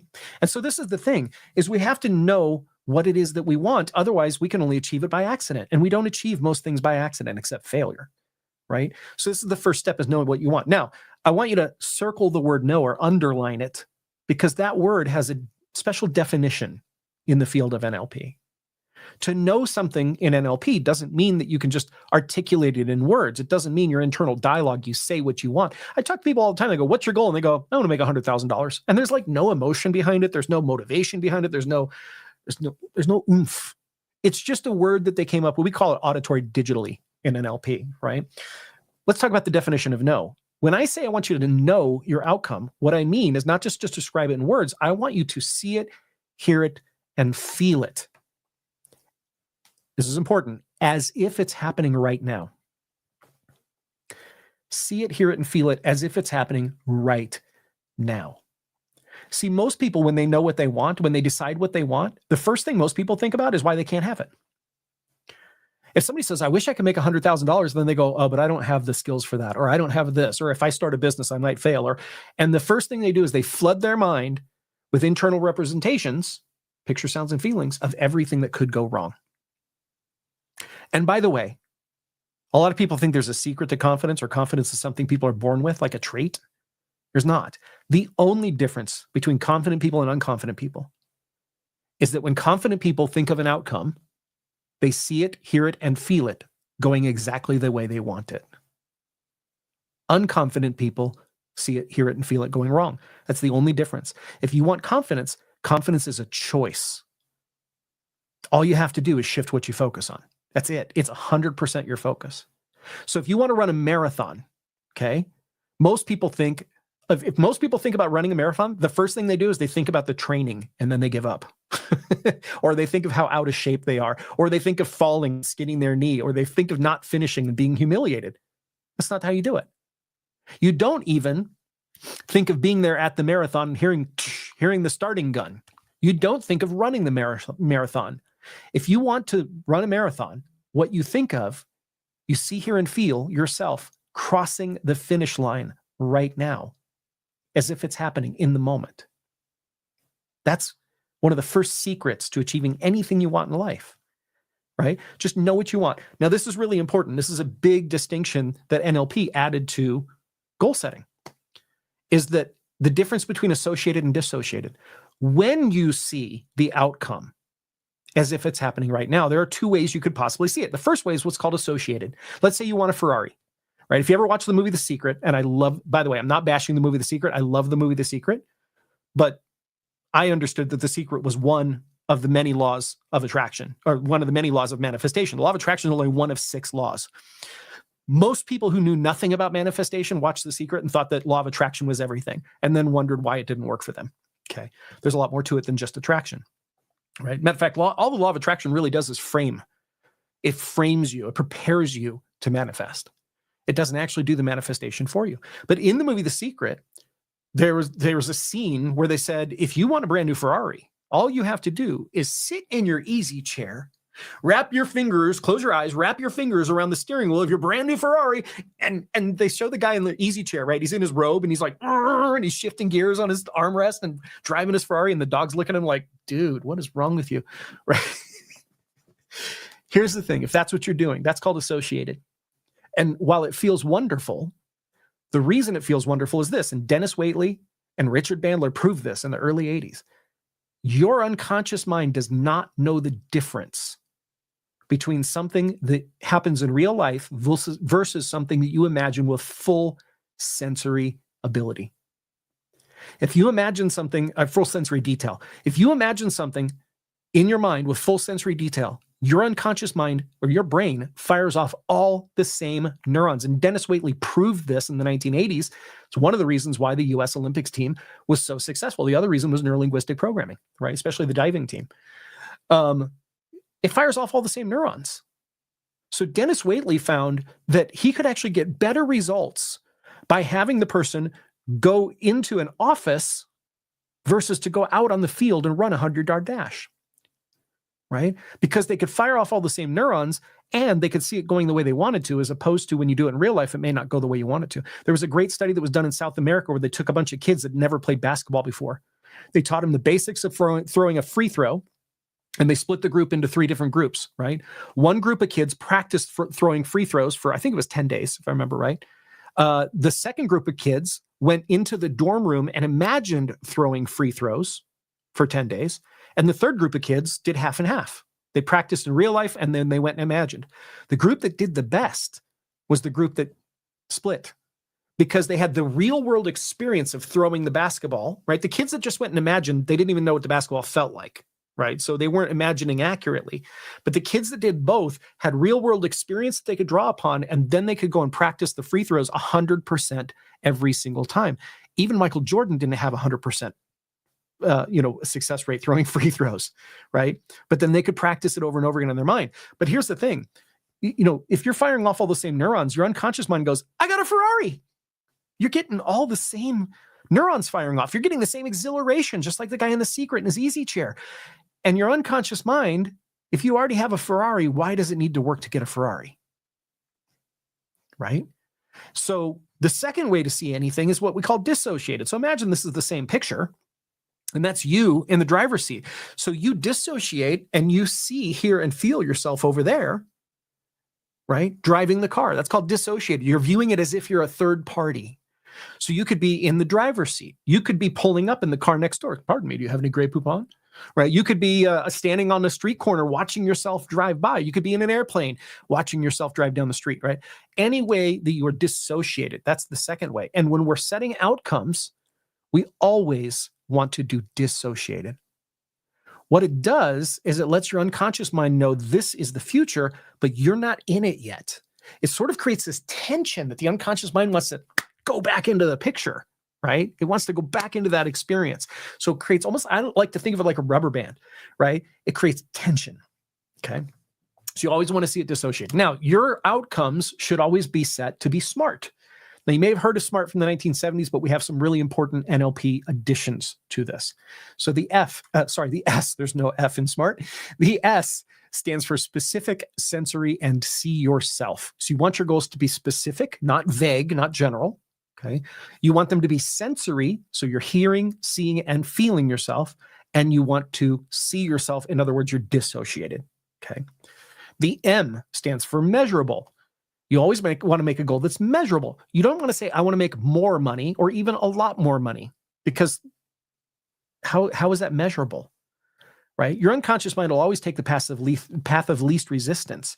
So if you say you want to make more money, you could be walking down the street, find a shiny penny on the ground or even a dirty penny, and your unconscious mind goes, well, that's more money, so I'm done. Right? So make sure that you're putting specific measurable outcomes on there, and it should be meaningful to you. It should be something that gets you excited. Figure out a way to build in motivation into it. The A stands for achievable.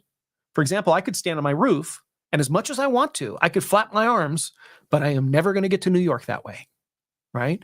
So we want to make sure that whatever goal we're setting is something that's achievable. But a lot of times we sell ourselves short with this because we think, well, it's achievable for them, but not for me. That's a limiting belief. If anybody else has ever done it or come close to it, it's achievable. Okay. And a great example of that, by the way, is that up until 1956, nobody had ever run a mile in under 4 minutes. Right? Once that became possible, it only took 28 days later for John Landy to break the record. And then it was, I think 15 days later, the record was broken again. And now kids in high school run miles in under 4 minutes.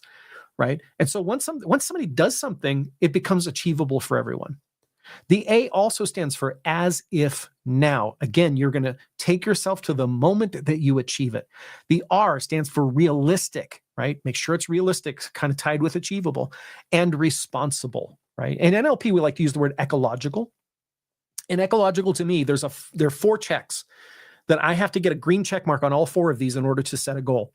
Ecological means it's safe and beneficial to me, safe and beneficial to others involved, safe and beneficial to everybody, and safe and beneficial to the world. If I don't get a green check on any of those, I need to go back and rework my outcome until I get 4 green checks. Okay. The T stands for timed. Now, this is how we resolve the as if now part, because people go, if I see myself crossing the finish line now, that doesn't feel realistic. Well, we're going to make it realistic now because we're going to put a specific date and time on it, right? Milton H. Erickson said, a goal without a date is just a dream. So we need to put a date on it. We need to put a time on it. When is it going to happen? And then it's happening as if now at that date. And then finally, the last part is we always want to make our outcomes toward motivated, not away motivated, because whatever you focus on, you'll achieve. Right? So if you want to get a new job and you focus on, I don't want to be abused, I don't want a boss who yells at me, I guarantee you're going to need another job where your boss yells at you, both because of the law of the unconscious mind and the law of attraction.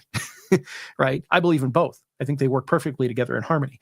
So we always want to make sure we decide what we want and then focus on that, not what we don't want. So that's step 1, know your outcome. Step 2 is this: take real action. A lot of people who watch The Secret thought that The Secret didn't teach action, and they're right. Matter of fact, I'm friends with most of the people who were filmed in The Secret, and almost all of them, after The Secret came out with courses to talk about how important action is in manifestation. I've had people argue with me and say that there is no action in law of attraction, and I go, it literally comes right after the words law of action. It's literally right there in the phrase, right? But you got to take real action. Now, the important word in this one is the word real. Underline that word, circle it. If we could talk about 4 planes of existence, right? We could talk about the spiritual plane. If I want an outcome and I think on the spiritual plane, I'm thinking of things like praying, regardless of how you do it. If you're a Mormon, you pray with your arms crossed, right? You get down on the floor, you put your hands together. I think of things like law of attraction, creating vision boards, manifesting. There are all kinds of things that people do for law of attraction now, like law of attraction games, right? That's all the spiritual stuff. Listen, all of that is wonderful. I do all of it. I pray, I meditate, I do my vision boards right over there. I do all of it, but it's not action. So I'm not saying don't do it. Do it, but you do it because it's supporting of action. You don't do it instead of action. Now we could talk about the emotional plane, right? I'm going to learn NLP. I'm going to learn time techniques. I'm going to release all my negative emotions. I'm going to get rid of all of my limiting beliefs. Wonderful. I'm not telling you don't do it. You know what a fan I am of that stuff, right? It's important. It supports action, but it's not action.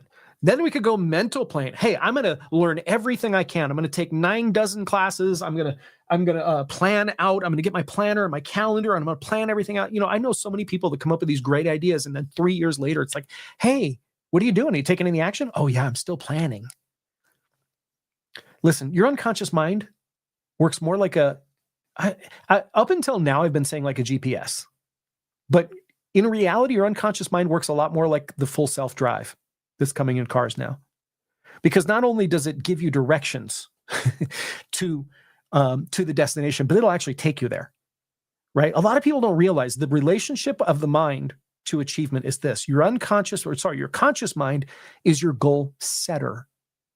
It's with your conscious mind, you plug the address into the GPS or the full self-drive. Your unconscious mind is the goal getter, 100%, right? So if you're setting goals, but you're not achieving them, it's probably because you're trying to use your conscious mind the whole way. At some point, you have to put in the end address and you have to turn it over, right? So planning is great. I'm not saying don't plan, but you certainly don't want to plan until you get into analysis paralysis and you're not taking any action, because really the only place that action exists is on the physical plane. You got to get your ass up off the couch. And I know, trust me, Kayla and I were traveling the world full time until COVID hit. Right? We got a place temporarily, got a place when COVID hit, and here we are still in Draper, Utah. We're going to start traveling again this year, right? We both talked about it. We have worn a divot into the couch that's hard to get off of, right? I get it. And I get that there are things that are scary, but listen, if you have NLP, there's no need for fear. You can eliminate fear like that in seconds, right? So you got to get up off the couch and you got to do something. That's really the only way you're going to get any results. Okay, so that's the second step. Take real action. Third step is this. You got to pay attention to your results.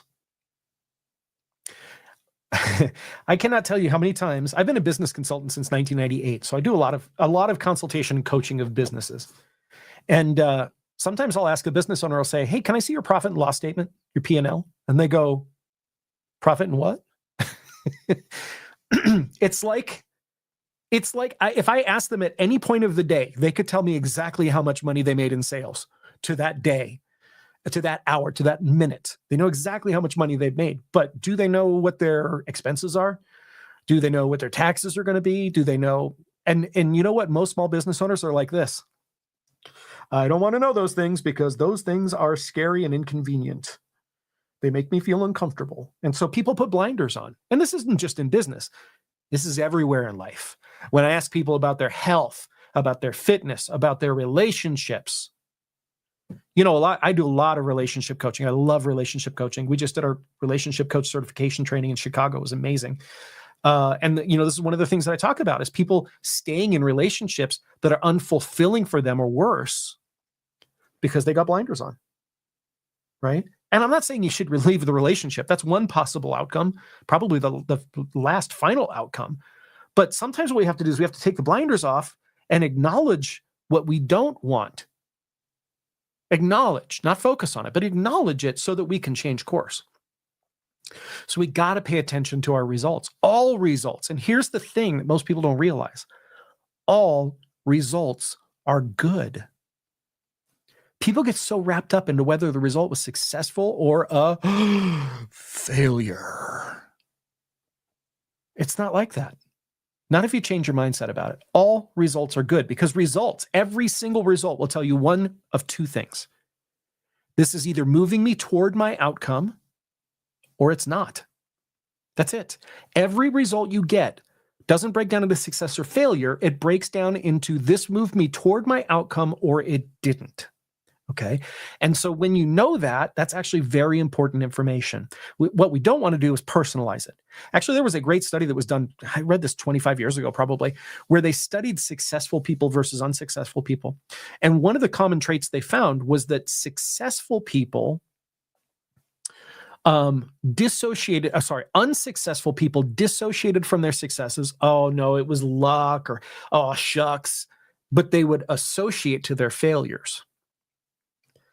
Whereas successful people associated to their successes and dissociated from their failures. In other words, they would say, I succeeded, but they would say it didn't work. There's a very important lesson in that, right? But what a lot of people do when they do something that doesn't work, they personalize it and then they elevate it to the highest level of the mind, which is identity. I'm a failure. It's the worst thing you could do. A result that you get has nothing to do with who you are. Who you are has to do with who you are.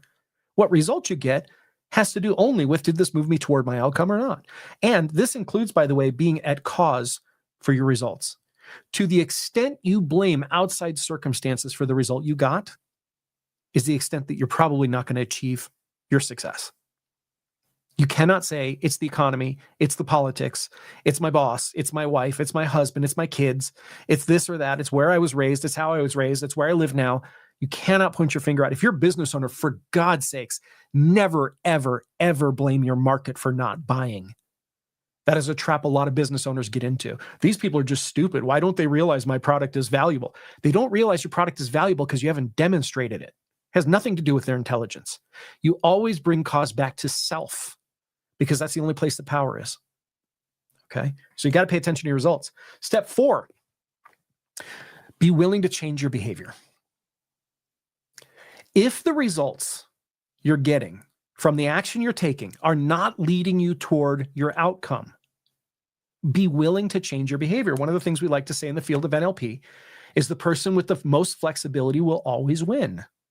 Always, right? The more flexible you are in being willing to do whatever it takes to get the outcome, the more chances you're going to get that outcome, as opposed to somebody who rigidly says it has to be done this way, and they keep doing the same thing and expecting different results, which of course, Einstein calls that insanity, right? Now, this is traditional NLP, by the way. This is the way it has always been in NLP. If I could go back in time and change this, I would. Because while this is a powerful statement, I think we can make it even more powerful. And what I would do is I would not add to this statement at all. What I would do is take away. My little modification when I teach this is this. I take away those last 2 words. Just be willing to change. Because not all results are behavioral. Not all success is behavioral. It doesn't always have to do with what you're doing. As a matter of fact, I've seen a lot of people who have a coach that tell them to do something and they go do what the coach tells them to do and they're still not successful. And the coach goes, well, I don't know why it didn't work for them. It worked for me. Well, that's because change doesn't only happen on the behavioral level, right? Change can happen in many, many different layers. For example, the most powerful change that you can make is a shift in identity. I've worked with a lot of business owners over the years who reject the identity of marketer. But once I get them to shift their identity and not only own the idea that they're a marketer, because if you're in business, you're a marketer. And if you're a business owner who's not a marketer, you're going to be an employee at some point. You have to learn to be a marketer. But a lot of people reject that, right? And so once they adopt that identity, it changes. We talk about this when we teach our book class, the power, or I almost called it the old name, publishing to profit, right? Most people think they can't call themselves an author until they write a book, until they have a book published. But that's silly because who writes books? Authors do. You have to become an author first and then write your book, not the other way around. This even, by the way, goes into wealth mindset. One of the things I teach people in I have a course called Mindset to Profit, where we teach wealth mindset. And we also have the Wealth Imprint program. We have a lot of stuff on wealth. And one of the things that I tell people all the time is you have to become a wealthy person first. People go, how can I call myself wealthy? I don't have any money. I got 32 cents in the bank. Well, that's why. You cannot wait for your bank account to change to call yourself wealthy, because what kind of a person attracts money, and specifically wealth? Wealthy people. You make the identity shift, everything else trickles down. You can also make a shift in values. The simplest definition I can give you of values is what's important to you on a deep subconscious level. What drives you? And if you're not driven, you need a value shift, right? Maybe you have a values conflict. Maybe you just don't have the right values to support the outcome that you want. But sometimes we have to make a deep shift in values. Maybe it's a belief. Maybe you have a limiting belief that is holding you back, or maybe you don't have an empowering belief that would lead you to the outcome. We don't just want to change behavior, because I've seen a lot of people with limiting beliefs try to do a behavior and not get the result, right? Next is potential, or what we might call capabilities. These are what are called, by the way, the neurological levels in NLP. I like to call them the 6 layers of the human mind, right? Next is potential, right? Maybe you need to learn something new or unlearn something old. Then we have behavior. Behavior, by the way, these are most powerful to least powerful. So when people say change your behavior, they're talking about changing one of the least powerful levers in the mind is behavior. Because again, if you try to do something as a behavior that's out of alignment with your identity of who you are, you're not going to do it, or you're not going to do it right. Or if you try to do a behavior that's out of alignment with your values, or that you have a limiting belief around it, that you lack potential of because you haven't learned what you need to learn, behavior is not going to work at all. And then finally, the last layer, which is usually called environment, but in this context, I'm going to call it results. It's whatever happens outside of you as a result of your behaviors. Now, the interesting thing about this is that it always trickles down. The most important levers in the mind are the top 3: identities, values, and beliefs. There are a ton of tools in NLP to shift those 3 things, but most people focus on changing their behavior or getting a different result, changing the result that's outside of them, right? Those are the least effective ways to get any kind of long-term change, any kind of achievement or success. So if I would change this, I would change it to just be willing to change. There are lots of things about you that can change in a positive way to get you toward your outcome. Step 5 is to focus on excellence, not perfection. Perfection is a trap. And for most of us, perfection was something that was forced upon us probably by our parents and maybe by teachers. And if that's the case, I'm sorry. I apologize for that. And it's not your parents are bad people. Your parents are probably very good people that had this forced upon them as well. But I'm here to tell you, perfection doesn't exist. Anybody who demands perfection of you, that's toxic. I'm not saying it's toxic on purpose. I'm not blaming anybody, but it's toxic. Perfection does not exist. Can you imagine? I'm a guitar player. I've been playing guitar since I was 14 years old, so almost 40 years now. 38 years I've been playing guitar. Can you imagine if the first time I sat down, I went, yeah, I hear people say this all the time. They go, well, if I can't do it perfect, I'm not going to do it at all. I absolutely sucked on guitar for the first 3 years that I played. Something happened 3 years in where I finally got it. Like, ooh, there was a big shift at 3 years. But the first 3 years, man, they were rough. And I almost gave up several times. I didn't have the mindset that I have now. I almost gave up. I will tell you, I've been playing guitar for 38 years. I have never, ever been perfect.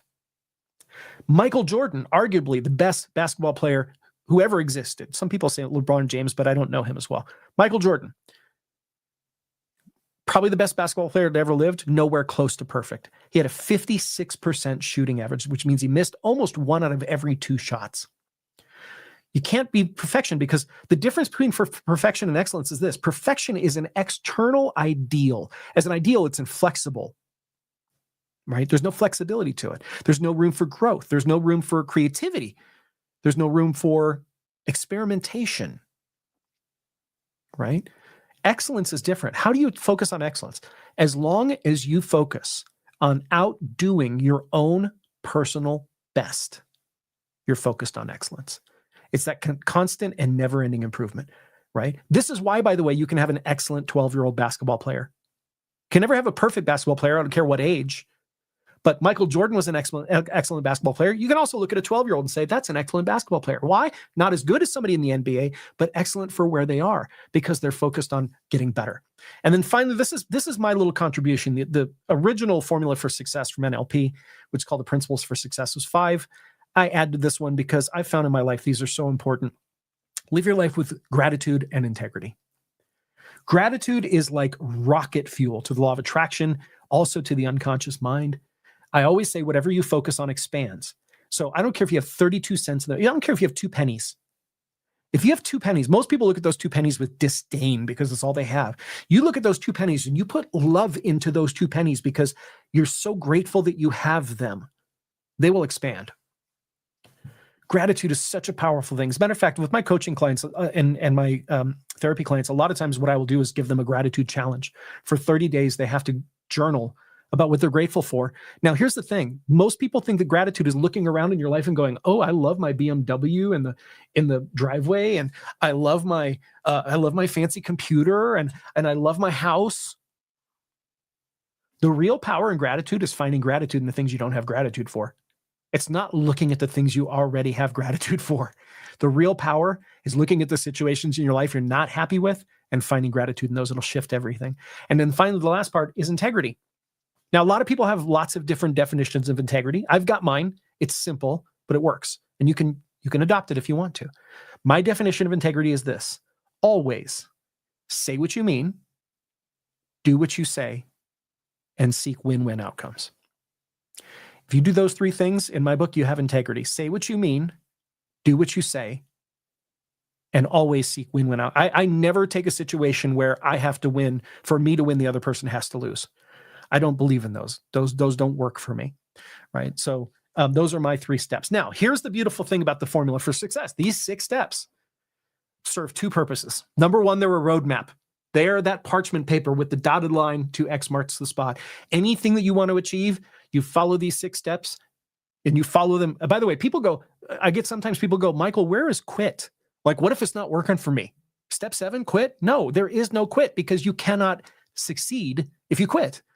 Winners don't quit, quitters don't win, right? So there is no, but people go, but what if it's not working? Well, that's where step 4 is. Be willing to change. And then you keep cycling on this. So it's a roadmap. It'll get you there. Second thing it is a diagnostic tool. If in any situation in your life you are not achieving what you want, come back to this list as a checkbox and go, do I know what I want? Am I truly focused on what I want? Do I see it, hear it, and feel it in my mind as if it's happening now? Have I made it smart? Do I know what I want? Second step, am I taking real action? And you can go through here and actually diagnose and find out exactly why you are not getting what you want, and then you know what to fix. All right. Is this good stuff? Type in the chat box if this is good. I'm the only person here today, so I'm not keeping up with the chat box. I apologize for that, but I cannot chat and teach at the same time. Kayla's with family right now. She's helping her mom. So just scanning through the chat box here. Third step is pay attention to your results. Yep. Thank you. All good. Awesome. All right. So let's make 2026 amazing. I don't know about you. I said this, the last one that I taught on Tuesday was still 2025. And I was like, I'm here on the other side. Like, you know how you can feel a fire when there's a fire, you can feel the heat. Like, I can feel the awesome coming from 2026 already.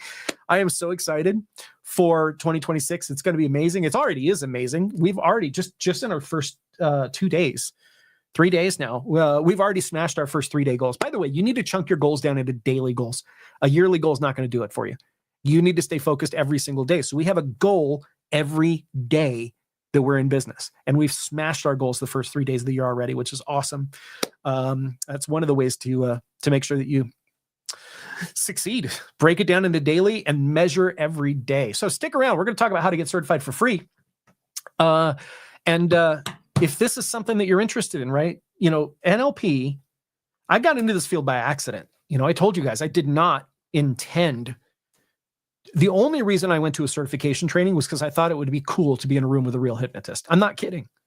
I'd been studying hypnosis and NLP at that point. Let me get some throat coat. I had been studying NLP and hypnosis for about 1.5 years.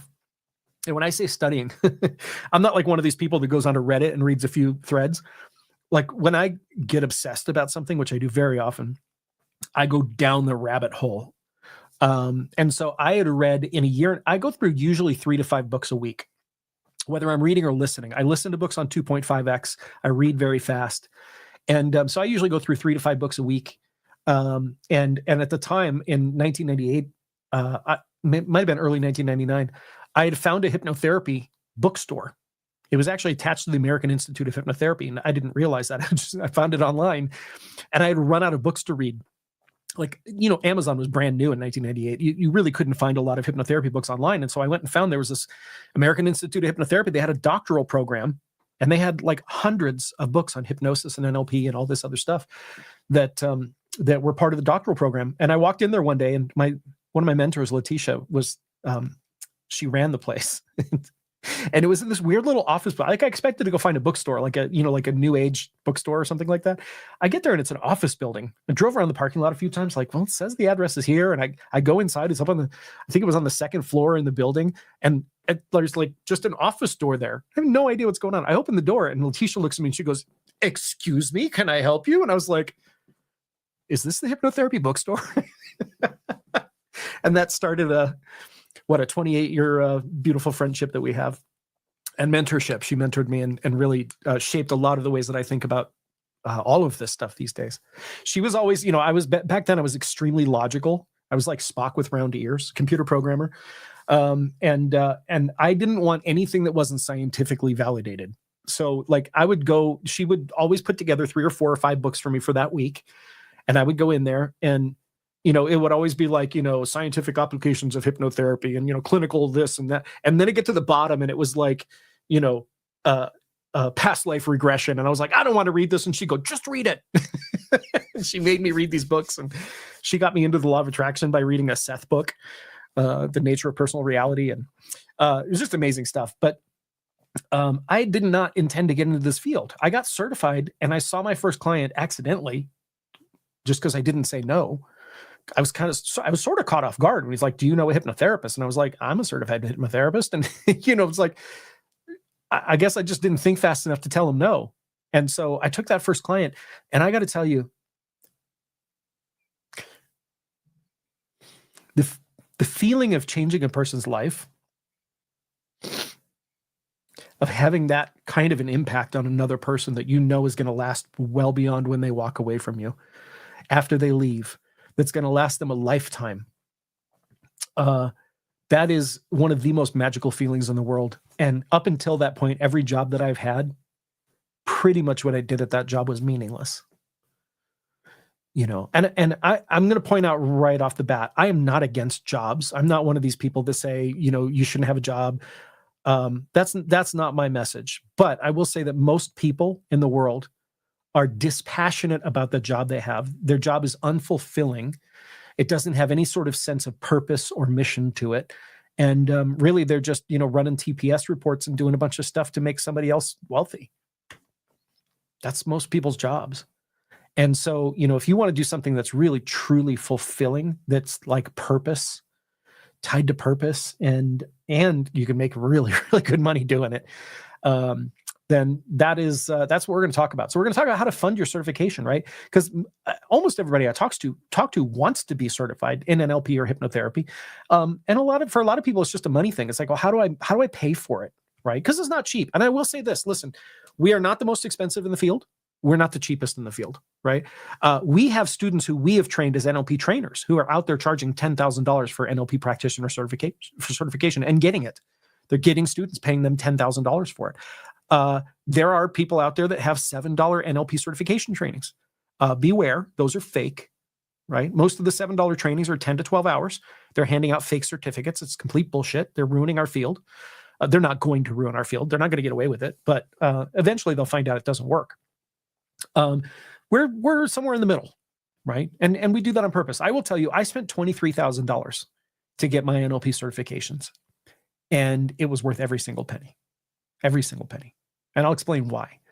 But so the first question a lot of people have is, well, is it expensive to get certified in NLP? And my response to that is, compared to what? Okay. Is NLP certification expensive compared to college? Let's even take $10,000. Let's just say you spend $10,000 to get certified as an NLP practitioner. What do most people spend on college? I mean, hell, even community college is expensive these days. Just the books alone, $400, $500, $600 per textbook, right? Most people will spend what, $100,000, $150,000, $200,000 on school, but that's not really what they spend. That's the price tag on the front. After you pay off the student loans and you pay what, 30, 40 years of interest only, you haven't even paid down any. There are people who literally die without paying any principal off of their student loans. It's ridiculous. Right. So let's even take $10,000 for practitioner training. Is it expensive compared to college? No, it's not. And I will tell you, I think there was a time, maybe 80 years ago, I think there was a time when going to college gave you a real advantage. Not everybody got to go to college. And the people who did get to go to college had a real advantage. I don't think that's the case anymore. I think there are some fields like technology where if you go to college, you come out of college 4 years behind. This was me. I did not have a college degree, and I got into computer programming, and I became a web programmer back in 1995, right? When they needed web programmers, and the people coming out of college didn't even know what the web was. Like they were 4 years, 6 years behind in textbooks. The textbooks are a little more caught up now, but a lot of people going to college, they're coming up behind. They don't have the practical skills. And listen, there are always those fields where you need a degree, like a doctor or a lawyer, but it certainly doesn't give you an advantage. It just gets you in the door, right? So if you ask me, it's not expensive compared to that. Is it expensive compared to rent? I mean, I know people who literally spend 1 month of rent is what it would take for you to get NLP practitioner training. 1 month, right? And here's the interesting, and we could put mortgage in there as well. Here's the interesting thing about rent and mortgage. If you pay rent, you get to live in a house for a month, and then that money is gone and the benefit is gone. You don't get to stay in the place longer than the month. So you basically sink money into something that doesn't pay you back. And by the way, kind of the same thing is true with mortgages. I mean, my first house that I bought was the biggest money pit in the world, and it ended up being worth half of what I bought it for at the end of 2008. Right? I bought it for $720. It was $360,000 at the end of 2008 when my interest-only loan was up, and the bank wouldn't even return my phone calls to get it refinanced. They took my house from me because it wasn't worth enough, right? So, all that money that I put into the house, all the renovations, everything, all the stuff that broke that I had to repair, never paid me back, right? Is it expensive compared to a car? People will go out and spend $30,000, $40,000 on a car. You know what happens with a car the moment you drive it off a lot? It instantly loses value. Your car will never, ever pay you back. How about dinners and nights out, right? I know people who will tell me that they'll go out to, a club, especially the young people. They go out to a club with their friends and drop $300 on alcohol. But then they want to say something like certification is expensive. This is the one that really gets me. Starbucks.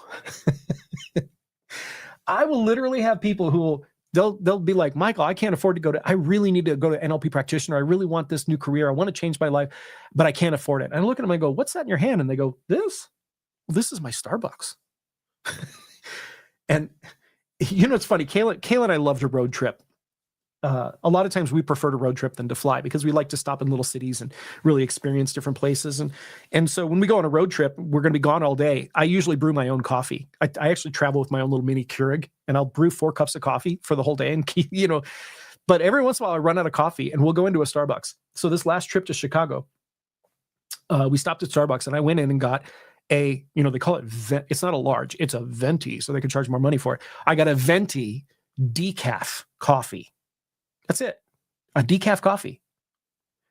$7. It was like $7.10 for just it. And most people are not ordering coffee. Most people are getting like the double half calf latte, blah, blah, blah, whatever with clouds in it and all that stuff, fairy dust. Most people are probably spending $10, $11, $12. And I will get people who will tell me they can't afford NLP practitioner training when they're spending $13 a day on brown water. Right?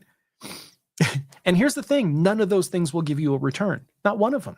Most people are spending their money on things that when they spend it, it's like throwing money into a toilet or burning it up, right? It's just gone. So let's stop for a second and say what's possible with NLP certification, right? Most beginning practitioners, this is not me telling you what to charge, and this is certainly not a promise of income or an indicator of income. Federal Trade Commission makes me say that. This is a statistic. When you interview people around the United States and most places in the world, most beginning practitioners, most beginning hypnotherapists, most beginning coaches charge about double what a massage therapist charges in the local area. So here in Salt Lake City, a massage for an hour is about $80. You will find around here that most beginning practitioners charge about $160, $170 an hour, right? But a couple of things about that. Number one, that doesn't mean that's what you should charge. A lot of people hear us say that as a statistic and they think, well, if that's what everybody's charging, that's what I'm going to charge. Listen, I don't necessarily think that's what you should charge. So I started off charging what everyone else charged. About a year and a half in, almost a year and a half in, I decided to listen to my hypnotherapy trainer. He said double my rates. So I went from 150 to 350 an hour, more than doubling my rate. And you know what I found out? People still wanted to work with me. People still paid me. And then I went to $5.50 an hour, and then eventually $12.50 an hour, right? So here's the thing. Most people get this completely wrong when it comes to business. Most people think if there's competition, then what you should do is lower your rate. That is bad business. It's bad marketing. Nobody wants to be the low price leader, especially when you are trading your personal time. That can work if you're manufacturing widgets. If you're in manufacturing, you can get cost breaks because you're using more materials, you're getting things at a bigger discount. You never get a discount on your time. You don't want to be the low price leader when you are giving your time to other people, right? There are people in our field who don't understand that. There's a guy out there that's got a 4-day NLP practitioner training. It's complete bullshit. Pardon my French. It's a crap training. But he brings in guest speakers who take up time on stage to sell stuff. He charges $297 for NLP practitioner training. You know what I say to people when they say, should I train with him? I say, do you really want to train with somebody who's so daft that he can't figure out how to sell what he's selling for what it's worth? Right? He couldn't figure out how to sell practitioner training for what everyone else is charging for it. So he went lower. And guess what? When you go lower, you have to cut corners. Nobody's going to teach 120 hour, which is what's required in the field of NLP, by the way. That's the standard. It goes all the way back to when the Society of NLP was created. 120 hours is what it takes to be an NLP practitioner. You can't fit 120 hours. That's 30 hours a day. It's impossible. So when people lower prices, they have to cut corners. When they cut corners, quality goes down, right? We train, I cannot tell you how many, it's dozens. Every year we get dozens of people who come to us that trained with that company. And they said, I did that training and I love NLP, but I don't know how to use it. Right? And they come to us because they want an actual training so they actually know what they're doing. Right? So you don't want to lower your prices. In my opinion, right? You don't want to be the Walmart, you want to be, or the mom and pop shop, you want to be the Nordstrom. Right? So, I mean, who's to say $150 an hour is even a good price? Right? Plus, what's the local area anymore? These days, everybody works over Zoom. I've seen clients on every continent of the world except for Antarctica. Still don't know anybody there who wants a session, but I've seen clients all over the world. I see them all over Zoom. I haven't had an office since 2018. I don't know anybody in this. I know one person actually. We have one graduate, Chuck, who has an office. I don't think I personally know anybody else that has an office because you don't need it. That's the thing most small business owners do when they first start. They go out and get a big business loan and they go out and spend all of the loan on freaking an office and furniture. I used to pay $5,500 a month for an office. It's terrible, dumb, right? I was locked into a 5-year lease. Terrible, right? These days, everybody I know who's doing this except for one, they're all doing it over Zoom. All you need is a living room or a kitchen or a bedroom or someplace that you can set up. You can even put up a screen behind you, right? I got a green screen behind me. That's, I can put up whatever background I want.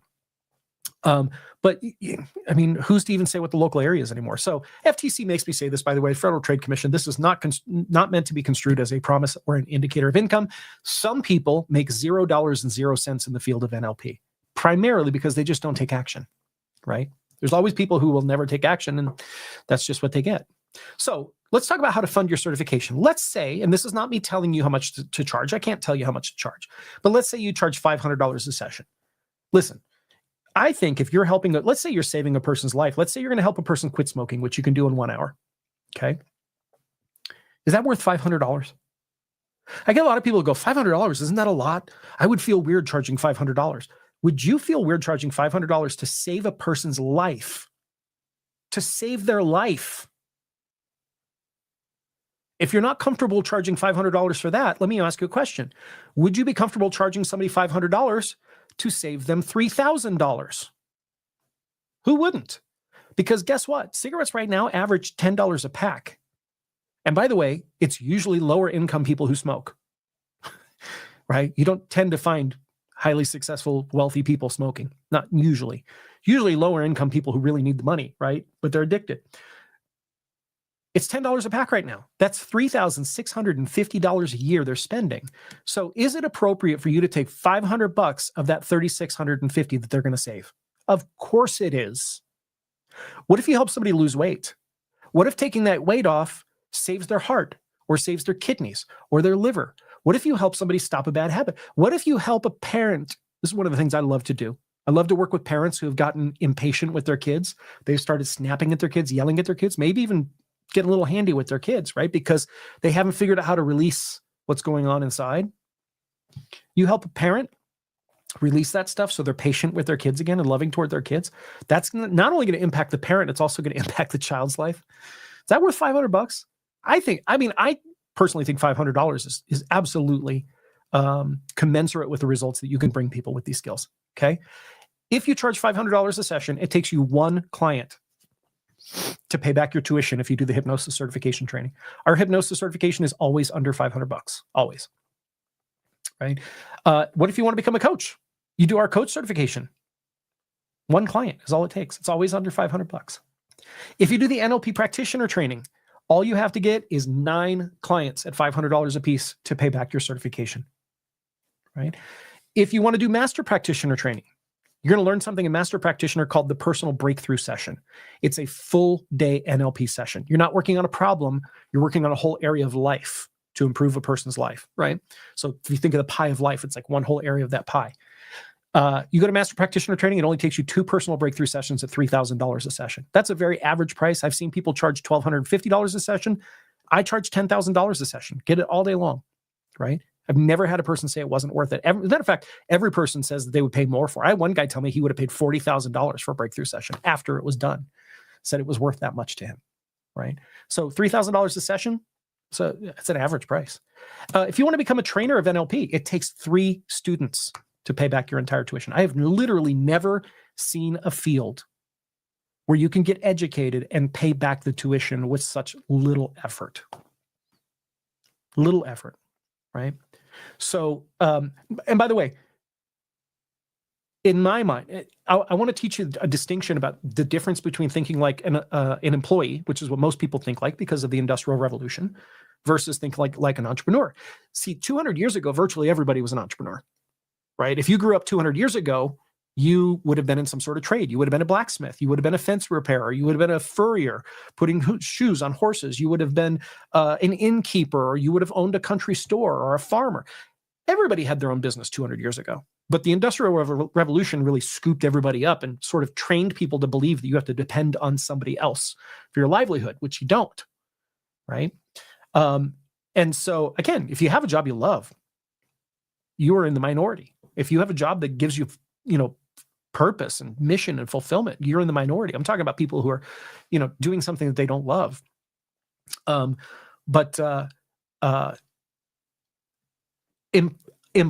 mindset is this kind of mindset. Somebody is going to tell me how much I'm worth. They're going to tell me when I have to show up, for how long I have to show up, and what I have to do.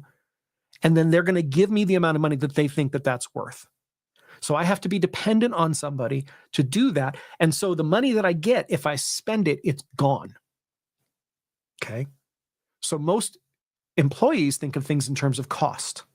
And especially the things that employees spend money on, like Starbucks, it's a cost. You spend that money, it's gone. Entrepreneurs think differently, right? I spent $23,500 on my certifications, but I didn't spend a penny, right? I've made over $20 million since then. And I don't say that as a brag. I don't like when people talk about their money and they show their, PayPal, and Stripe things. I don't say that to brag. I say that just as a justification of this argument that I didn't spend anything. I got my NLP trainings for free. Because in my mind, if I spend some money on something and that money pays me back, right, or that thing pays me back more than I spent, right? If I ask you for a quarter and I give you $1 back, wouldn't you say you got that $1 for free, right? Or let's say you gave me a quarter and I give you $1.25. Let's make it like that, right? Then you would say you got that $1.25 for free. You got the $1 for free, right? Because you earned back at least as much, if not more, than you invested. And so while employees think in terms of cost, entrepreneurs think of in terms of investment. So every time I look at something that's going to take money for me to get it, the first thing I ask myself is, what are the possibilities of me earning back from this thing? Right? And so that is, again, that's how I got my NLP certification for free, right? Is I invested in it and then it paid me back more than that, right? So here are some options. Here are some ways that you can fund your NLP practitioner certification. Number one, first thing is just to prioritize. I'm always amazed that I get people all the time who tell me they can't afford it.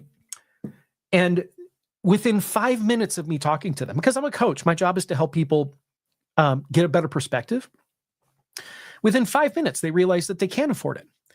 Now, what they were saying when they said I can't afford it is they're saying all the money that I'm bringing in is going out to other things. But within 5 minutes, I get them to realize that some of those other things that they're spending money on aren't worth it, or at least temporarily could be put on hold. I will tell you, everybody who's ever done NLP practitioner training has had to sacrifice something. I had a job, I had a side business, and I had 2 kids that I was raising when I went through these certification trainings. I understand sacrifice. I had to give up a lot to do that 1 week of training, right? So one of the things is just prioritize, right? Think of all the things in your life you spend money on that don't provide a return. Premium coffee. I always tell people, listen, I know you love your Starbucks, but maybe for a couple of months you can drink Folgers. I know it's weird. Nobody knows how it's made, and it tastes a little like bacon, which is either strange or a benefit. I'm not sure which, but we can make a sacrifice in terms of premium coffee. Because listen, if you're spending $7 a day on coffee, that's your payment for practitioner training. We can get you on a payment plan for $7 a day, 7 or 8, somewhere in that range of like $8 a day. This is the other thing. Most people look at the price and they think, oh my God, I can't do that. But if you actually chunk it down and you break it down into the day, it's $8 a day. Can you find a way to save $8 a day? I guarantee if you really think about it, you can, right? A lot of people eat out every day. I know a lot of people who go to work and they go to lunch and they eat out, as opposed to if you took a sandwich to work, a box lunch, you'd save a lot of money, right? It probably save more than $8 a day. A lot of people go out for social things, like going out for drinks with their friends, movies and concerts. None of those things will pay you back. Cable and satellite radio. Do you guys know, what's your cable bill? Like my cable bill is $350, and we don't even watch cable. We get it for the internet because that's the package we had to get the internet. We wanted the gigabit internet. So we pay $350 a month for cable, and we don't turn on the cable box. Everything we watch is like Netflix and Hulu and Prime and stuff like that. Do you know, and I know this because my son worked this job, do you know that if you call your cable company and you say, I want to cancel, no cable for me, and they're gonna try to talk you out of it, and you keep insisting, then they're gonna turn you over to somebody else. It's called a TO in sales. They're gonna turn you over to another person, maybe even turn you over to a third person. What'll happen is eventually they'll say, what if we cut your bill in half? Did you know this? All you have to do is call and put up with 2 or 3 people and just be persistent, keep your foot down. They're never gonna like take your cable away from you, so you don't have to be worried about that, right? You just call and you be persistent, and they will give you 50% off your cable bill for 6 months. And then you know what happens after 6 months when they raise it? You call them and you say, yeah, I don't want to pay that. I'm going to cancel. And they just extend it. My son used to do this job for multiple cable companies. So I know that's the case. So $150 a month, that's almost your payment, right? If you could save that. Games and apps, there are all kinds of things. So first thing is just prioritize what's important to you. And yeah, sometimes we have to sacrifice something to get that big payoff in the end, to have that freedom of time, the freedom of money, the freedom of location. That's a big one for me. Option 2 is start small. We call this chunking down. A lot of times when people set a goal, they go too big, right? They go for bigger than they're ready for. Now, listen, if you know you want to do practitioner, master practitioner, and trainer's training, you have the resources to do it, awesome. We'll give you a discount for signing up for all 3 at the same time, right? We give you a little bit of a bundle discount on that. But if you don't have the resources for it, unfortunately, what most people do is one of the patterns of failure, which is they do all or nothing thinking. I had a woman at one of my hypnosis trainings. She came up to me and she's like, I need this so bad. My life is in such a bad place right now. You know, I really need to go to practitioner training. I know this is going to be the thing that changes my life and this and that. And then she made the mistake of saying to me, I don't know how I'm going to pay my rent next month, but I'm signing up. And I looked at her and said, no, you're not. She said, what do you mean I'm not? And I said, you're telling me that you're not going to be able to pay your rent? She said, oh, don't worry. I'll sleep in my car. My dog and I will sleep in my car. And I said, no, you won't. Right? I would not let her sign up for practitioner, master practitioner, and trainer's training. And I said, why don't we do this? Why don't we get you into the practitioner training? You can come in and get your certifications. You can start taking clients. And when you're making money, then you can sign up for master practitioner and trainer's training. No. She was angry, right? Because I wouldn't take her money so she could be homeless. It was ridiculous, right? Anybody standing outside looking at this conversation would have been like, lady, come on. Be real, right? But she couldn't see it. She was so into her all or nothing thinking that she said, if I can't have all of it, I'm not going to have any of it. And then she went back home to a life that she hated, a life that she admitted to me that she didn't want, right? When she could have just taken it one step at a time. So if the funding issue is that I can't afford everything and I want to do everything, let's just break it down, right? Or get into the NLP practitioner training. You can get your first certification within a week and a half. Right? Your first certificate will be your hypnosis certificate. You can earn that within a week and a half if you do the home study, and then you can start taking clients right away. Maybe even start making money before your first payment is due the next month. Maybe, right? I'm not promising that. That depends on how hard you're going to hustle. 3, and this is one that I'm really surprised more people don't think about. Friends and family, right? If you don't have the resources to do it yourself. By the way, if you stick around, at the end, and this is something you want to do, I'm going to give you a special. I forgot to say that before. I will reward you for sticking around. If this is something that you want to do, turn to your friends and family. Now, I get a lot of people that go, Michael, I don't want to beg and borrow from my friends and family. I'm going to show you how to do it without begging and borrowing. You're not going to beg. You're not going to borrow. Okay. Here's how to do it. This is the exact script. Go to a friend or a family member. Right? You'll probably go to multiple, but you go to your first one and say, I'm enrolling in a training that's going to teach me how to help people overcome fears and anxiety, how to eliminate mental blocks like limiting beliefs, how to eliminate bad habits, how to create good habits instantly, how to eliminate internal conflict, and more. If you could change one big thing in your life that would make your life better, what would it be? There's a really important instruction here that I didn't put in the slides. So just in your mind, imagine brackets with the words, shut up. At this point, after the question mark, you shut up. Okay, so the question is, if you could change one big thing that would make your life better, what would it be? And then go silent. Do not say another word. Let them talk. The only thing you're allowed to say is if they give you a short, like a pat answer, say, tell me about that. And you can keep saying, telling me about that if you want them to go deeper and deeper and deeper. But what you do is you want them to go deep. You want them to talk it out. Ask them, what is one thing you want to change in your life? Tell me about that. Once they tell you what that thing is, you're going to say, this training is going to teach me how to help you. I'm trying to fund the tuition for the training. And if you'd be willing to invest a little bit in me to take this training, then I would do sessions with you after I graduate to help you solve that problem. Is that something you'd be willing to do? This is a great way for you to get help from your friends and family. By the way, I worked with all of my friends and family when I got certified, and I charged all of them. Sometimes people are like, you charged your family? Yes. Do you know why? Because they get better results when you charge them. People always value what they invest in. People don't value at all what you give them for free. So yes, I did one free session for my grandfather. There was one point where my grandfather was in the hospital for an extended period of time. He was in the hospital for 4 months. He had a virus that was attacking his heart valve. And he needed to be still because every time he would move in the bed, his blood pressure would drop critically low. But he was so uncomfortable in the hospital. He wasn't sleeping. So he was like almost delusional. He was so tired. And he was getting to the point where he's starting to fight with the nurses because his state was so bad. And the doctors basically told me if he doesn't stop moving in the bed, he was constantly wiggling around. He was so uncomfortable. They said, if he doesn't stop moving in the bed, we're going to have to induce a coma. And so I went in, closed the door. I brought a little music player with me, put on some background music to drown out the noise outside the room. And I hypnotized him. And I told his unconscious mind that his unconscious mind was healing, that it was healthy, that he was comfortable, that he would treat the nurses well, and that he would sleep like a baby every single night. And guess what? After the session, he drifted off to sleep without an issue at all. He slept every single night. He stopped moving in the bed. He was comfortable the whole rest of the time there. And who knows, might have even saved his life. That's the one session I did for free. My grandmother, I hypnotized her. My uncles, I hypnotized them. I worked with all of them. I charged them. My friends, I worked with all of my good friends and charged them for things like losing weight and all kinds of stuff like that. Right? So yes, I think you should charge your friends and family because you care about them. Right? And if they pay for it, if they invest, they actually get better results. My original hypnotherapy trainer talked about this when I first trained with him 25 years ago.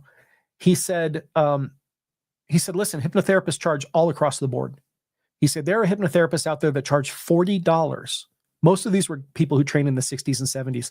They were older, retired. They didn't care about the money much. But he said, there are people out there that charge $40 for a hypnotherapy session. He said, I charge $1,600 for a hypnotherapy session. And specifically, he did quit smoking. The way he came up with the number 1,600 was because at that time in 2000, it cost $1,600 a year to smoke 1 pack of cigarettes a day.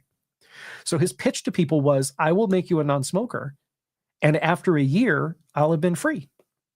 And everything else after that, you get to pocket for the rest of your life. Think of that. That's $16,000 after 10 years that you get to pocket, right? So that was his thing. He said, here's the difference. He said, let's say somebody goes to a $40 an hour hypnotherapist. They quit smoking. Let's say they're stellar for months, never had a craving, never had a withdrawal, never had a thought of having a cigarette. But then one day, after a few months, they go out drinking with their friends. Buddies go outside to smoke a cigarette. He's drunk. They go, hey, you want a cigarette? And you know what a lot of people are going to do? They're going to go, you know what? Screw it. It was only $40. He said, with me, that never happens. He said he had a 100% success rate in quitting smoking because he said when people pay $1,600, they're just never going to put a cigarette in their mouth again, even if they do get a craving, right? And so I think you should charge your friends and family. And one of the great ways to do that is an important business principle you learn when you learn marketing, which is called pre-selling. Every business that's successful does this. Stephen King does this. When Stephen King is going to launch a brand new book and wants it to be a bestseller, which he always does, he pre-sells the book for months or years ahead of time, right? All great authors do this. All musicians do this. You can go pre-sell. They pre-sell tickets to the concert. You don't go to the concert and buy a ticket at the door. They pre-sell the concert months ahead of time. They make all the money before the concert ever happens, right? I do this. Earlier this year, I created the course called How to Work with Children using NLP hypnotherapy and EFT. I sold that course 2 months before I created it. I didn't even sit down and start working on the PowerPoint until the money was coming in. Nothing wrong with pre-selling. It's actually a really, really great way to do business. And you can do that here. But you're not selling to them. You're asking them to invest in you, and then you're doing the session. So it allows you to keep your dignity. You don't have to go begging for money. They're going to want to do it because for 2 reasons now, right? Number 1, they want to support you because they love you. Number 2, they want their problem solved, and you can help them, right? So here's the important thing. It doesn't matter how you start. Just get started.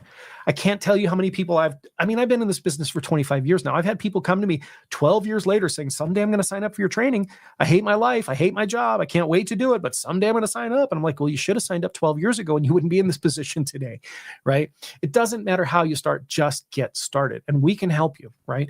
So imagine, in short, becoming an NLP practitioner gives you a way to, number 1, do something truly meaningful instead of just trading time for money, right?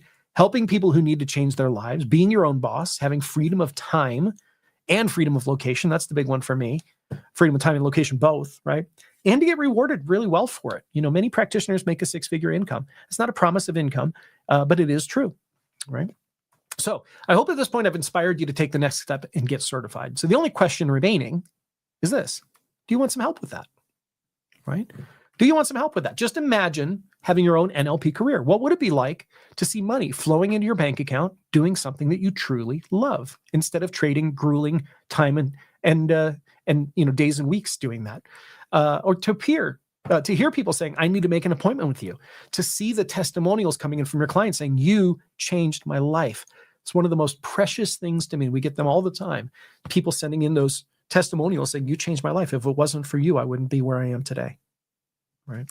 And to feel the joy of doing something truly fulfilling and rewarding and getting paid to do it. Cha-ching. Well, where's my animation? My video's not playing. There we go. Cha-ching. Everybody type in the chat box, cha-ching. One of my favorite sounds. Cha-ching. All right. So do you want some help with that? We would love to help you get there. And there are 2 ways that we can help you. Number 1, we have our live NLP practitioner certification training. You're going to learn everything you need to start your career as an NLP practitioner. This is a step-by-step, hands-on, in-person workshop. You're actually going to practice. This is not a lecture. It's hands-on. You are actually going to practice the techniques in class while you are learning, right? That hands-on practice is very important, right? When you graduate the course, you're going to earn 5 certifications: NLP, time techniques, clinical hypnotherapist, EFT, and success and life coaching. We normally charge $4,500 for this training. We run it several times per year around the US and occasionally in other countries. Rarely in other countries, but occasionally, with the next event approaching rapidly. We typically do these trainings in 4 cities around the US: Los Angeles, Chicago, Philadelphia, and Atlanta. Those are our 4 main hubs. Those are the only 4 cities where we do the live training. But the good news is those are all across the United States, so they're easy to get to. Second way we can help you is the NLP Practitioner Home Study Certification Training. This home study covers all the same material of the live course. It's in a convenient home study video format so that you can learn without ever having to leave your home, at your own pace, on your own schedule. This is, unlike most home studies out there, this is a 120-hour standards-based training. Okay.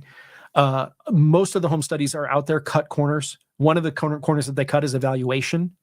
There literally are trainings out there that say, watch these videos and print your own certificate at the end. It's total, total BS. But you will be evaluated and get feedback from a trainer.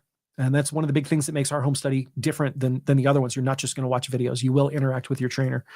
You're going to learn the same exact step-by-step techniques as the live course, but it's with high-quality video recorded directly from an actual live 7-day practitioner training. You're going to learn everything you need to start your career. It is step-by-step, hands-on. You will practice the techniques at home. And when you graduate this course, you're going to earn the same exact 5 certificates, just like the live training. Best part about the home study is that you can start right away. Literally, you can go check out right now, and within minutes, be inside watching the videos. Now, we normally charge $4,500 for the home study. Now, some people would say, the live and the home study are the same. It's funny. I get people that say to me, Michael, shouldn't the home study be cheaper because you don't have to rent a hotel room and all this? People don't actually realize this. In many cases, the home study actually costs us more in overhead, because in a training, you're going to go to a training with 20 or 30 other people where one trainer can interact with 30 people at once and answer questions. At the home study course, we're assigning a trainer to you. It's a lot more one-on-one time. So if we have 30 people, that's a trainer has to work with 30 people individually. Plus, we have to have the support team to answer questions. There's a lot more to it. But ultimately, the answer is this. You get the same output. You're getting the same thing, which is the same value to you, regardless of which one you do. So yes, it is the same price.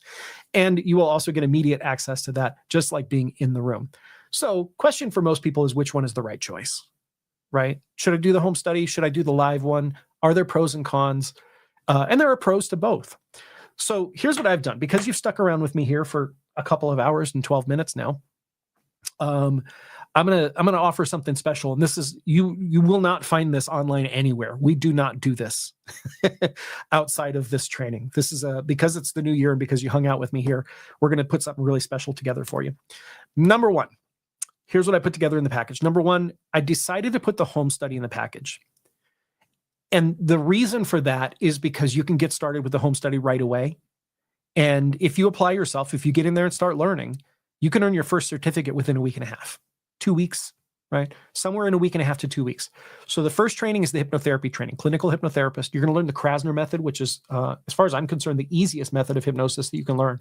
It's a level 1 training, but it's enough for you to go out there and start working with people and start, charging, start earning money. Right. And so that's why I chose the home study, because you can get in there, get that first certificate. You don't get all 5 of them at the same time. We've broken it up. So first thing you'll do is get your hypnotherapy certificate. The next certificate you'll get is the coach certificate, which you can earn from home or live. And then you come to the 7-day NLP practitioner. And then you get the other 3 certificates there. So this is a $4,500 value. This is not even talking about other things that are included. For example, we give you the Core Success and Life Coach training, both the home study and the live version. So you can do it from home, or you can do it live, or you can do both. Okay. You'll also get the Learn Hypnosis at Home and the Learn Hypnosis Live certification trainings. You can do it from home, you can do it live, or you can do both. We're also going to give you the Create Your Life training. This is probably the most important NLP training for you to take, actually, because all of the other NLP trainings, all of the other trainings are teaching you to work with other people. With Create Your Life, we're going to teach you how to use NLP on yourself, your most important client. Right? So we're going to give you a ticket to that as well. You get both the home and the live, and we're going to ship you the NLP practitioner kit. We're actually going to give you physical copies of the manuals. So unlike most home study courses, you're not going to have to download a PDF and figure out what to do with it, right? You're actually going to get the physical manuals, the same exact manual that we give to our students in the live training. All of that's worth almost $2,000 in addition to the $4,500. Next thing we're going to do is we're going to teach you how to get clients. This is something that almost no other NLP school out there does. And frankly, I think one of the biggest reasons because a lot of NLP trainers don't know how. And it's not a slight against them, but there are a lot of people who go through NLP practitioner, master practitioner, and trainer's training and get their trainer certificate without ever seeing a single client. I'm not saying that's wrong necessarily. Just, there are plenty of people out there who are purely academics who teach, but a lot of trainers just don't know how to do it. They don't know the sales and marketing. I've been in business for longer than I've been an NLP practitioner. I've been in business for 30 years, since 1995. And so I know a lot about sales. I know a lot about marketing. I know a lot about what it takes to run a successful business. And so this is one of the things we're going to do because our measure of success as a training company is not how many certifications we hand out. Our measure of success is how many lives are being changed by the people we certify. So this is something that we're going to put in there. Number one, I'm going to give you my Facebook Ads Academy training and my Facebook Ads Retargeting Academy. These are two trainings that will teach you how to use Facebook to find clients. Facebook is one of the most effective ways to get your message in front of lots and lots of people. Now, when I say Facebook ads, a lot of people go like, oh, that sounds scary. Like, don't I have to spend like $30,000 a month on Facebook ads? No, you don't. You can start your first Facebook ad for $1 a day, right? And that's what I do. I actually teach you how to start at $1 a day in the training. The second training is called Retargeting Academy, and this is going to teach you how to do something that was only available to like the billion-dollar corporations until recently. If you've ever gone to Amazon and searched for like socks, and then you go to Facebook, and for the next 3 days, all you see is ads about socks, right? That's called retargeting. And it used to only be the big companies like Amazon that could do it, but now anybody can do it. But most people don't know how. Most people don't even know you can. So I have a whole training on this about how if somebody comes to your website, even if they don't give you their email address, like even if they don't join your email list, you can still advertise to them on Facebook and get them to come back and buy from you. It's one of the most powerful things you can do in ads. That's a $1,200 value for those two courses.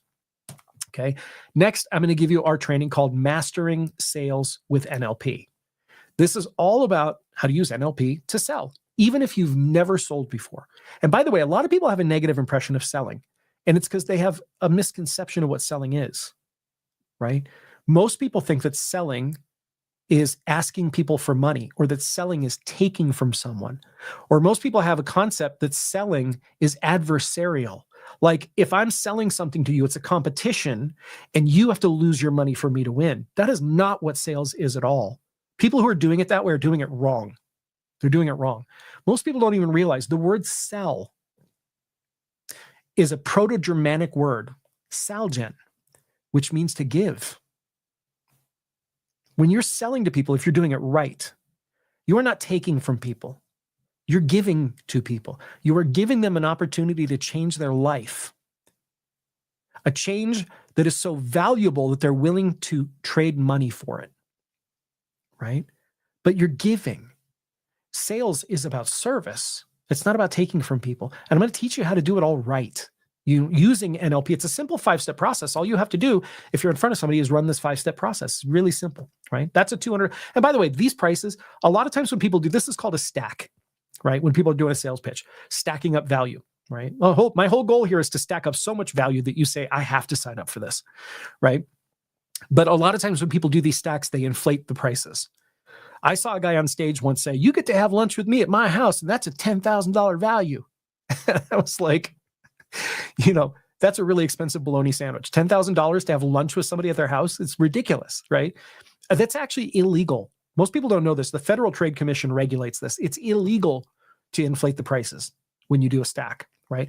So these prices are not inflated. These are the actual prices that we charge for these courses. I rounded up by $3 because we do the 197. I like the sevens, right? Rounded up by $3 to make the math easy, because when I'm making these slides in PowerPoint, it drives me nuts with the math. So just rounded up by $3. But we charge about $200 for that, $197. Next, I'm going to teach you exactly what to say to get clients face-to-face. So this probably embarrassed the hell out of my son, because my son was 5 when I started learning this stuff. And everywhere we went, I would talk to people about hypnosis and NLP and coaching, and I would sign up clients everywhere. One time we were at Denny's. My son used to love Denny's. We're at Denny's, and the waiter, as the waiter was coming back and forth, taking our order and bringing drinks and stuff, struck up a conversation, told him I was a hypnotherapist. He got really excited about that. And I asked him the question. I said, if you could wave a magic wand and change one thing in your life, what would it be? And he told me what that was. And then I said, I can help you with that. And he goes, you can? And I said, yeah. Why don't we book a session? And right there, booked a session with him. He came in, did a session with me, paid me $150, right? We would get routinely, I used to have bumper stickers on my car that said, quit smoking, lose weight, call 1-800-HYPNO14. So I had 2 bumper stickers on there. And I would get people who were behind me at the gas pump that would look at my bumper stickers and go, does that stuff work? And I'd say, of course it works. You think I'd be doing it? You think I'd be charging people money if it didn't work? I'd say, I used to be a smoker. I quit myself. I would book sessions right there at the gas pump.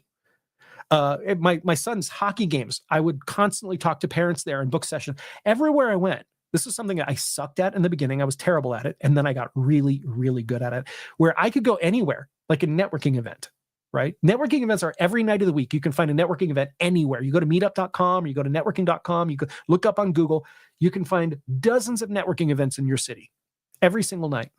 So I could go to a networking event. I could walk up and talk to somebody, and within 5 or 6 minutes, have that person committing to a session with me. Now, let me ask you a question. If you choose to charge $500 an hour, right? How many clients would you want to book a night? Right? If you charge $500 an hour and you book 4 clients from a networking event, how much money did you make for going out and networking for an hour or 2? Right? And then, of course, you have to fulfill. So it's those hours too. But this became something that I got really, really good at. And in 2009, I was on a group coaching call with my clients. And somebody said, Michael, can you explain your elevator pitch? How is it that you get these clients? And so I did this call where I basically modeled myself live on the phone, broke it down and taught them. And then all of those people started going out and getting clients from that call. And of course, that became so valuable that I then ended up modeling myself, turning it into a 7-step process. And now we have a course for it. That course is called I changed the name. It used to be called Create Your Irresistible Elevator Pitch. Now it's called the Irresistible Elevator Pitch Formula. And that's where I'm going to teach you. It's a 7-step process. I will teach you exactly what to say to get clients. No excuses at that point, right? You can go out and get clients anywhere you want. I always tell people, by the way, you know a great place to get clients? My original hypnotherapy trainer challenged me to do this.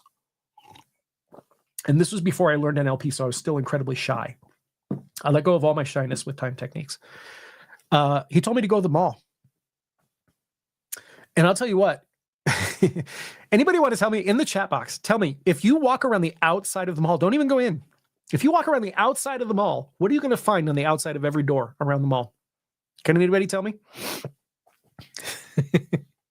This is like a gold mine I'm giving you right now. For those of you who are already certified, yeah, smokers. You're going to find ashtrays, and around the ashtrays, you're going to find smokers. I will tell you right now how to make money anytime you want to if you're a hypnotherapist or an NLP practitioner. You go to the mall, you don't go inside, you walk around the outside. Every smoker you see, you walk up to you and you go, hey, I'm just curious, how much are those things these days? That's it. That's your entrance. Every smoker will bitch and complain about how much cigarettes are because they're $10 a pack right now, right? And some places more. And they will bitch and complain about how much cigarettes are. And they go, have you ever thought of quitting? This is the easiest sales pitch in the world, guys. Every smoker wants to quit, right? I've never met a person who's like, I love smoking and I don't want to quit. I've never met one, right? So yeah, the kind I like, we're over $15, Donna says, yeah. So you just say, have you ever thought of quitting? There's your introduction right there. And then you follow the elevator pitch formula, right? It's very, very simple. Okay. That's $150 value. That's actually what we charge for online. Next, you're going to get my Successful Practice Foundations training. This is a 6-hour marketing training where I'm going to teach you how to get your marketing set up. Now, there are 2 ways to make money in business, right? There are sales and marketing. Sales doesn't require marketing, but marketing requires sales in most cases, right? The fastest way to the cash, when you get your hot little certificate in your hand, you could go out and do this 5 minutes later. The fastest way to the cash is to go out and talk to people one-on-one. Right? You can find networking events. You can go to the mall. You can go to anywhere there are people. You can go and find clients because I don't know if you guys know this, every person has problems. And when you're certified, you have the ability to help them solve those problems. So literally every person you lay eyes on is a potential prospect, is a potential client from a sales perspective. Now, marketing is different. Marketing is attraction. You are trying to attract people to your website. Get them on your mailing list, get them to know you, like you, and trust you. Then eventually get them to buy from you. So sales is fast. It's the fastest way to the cash.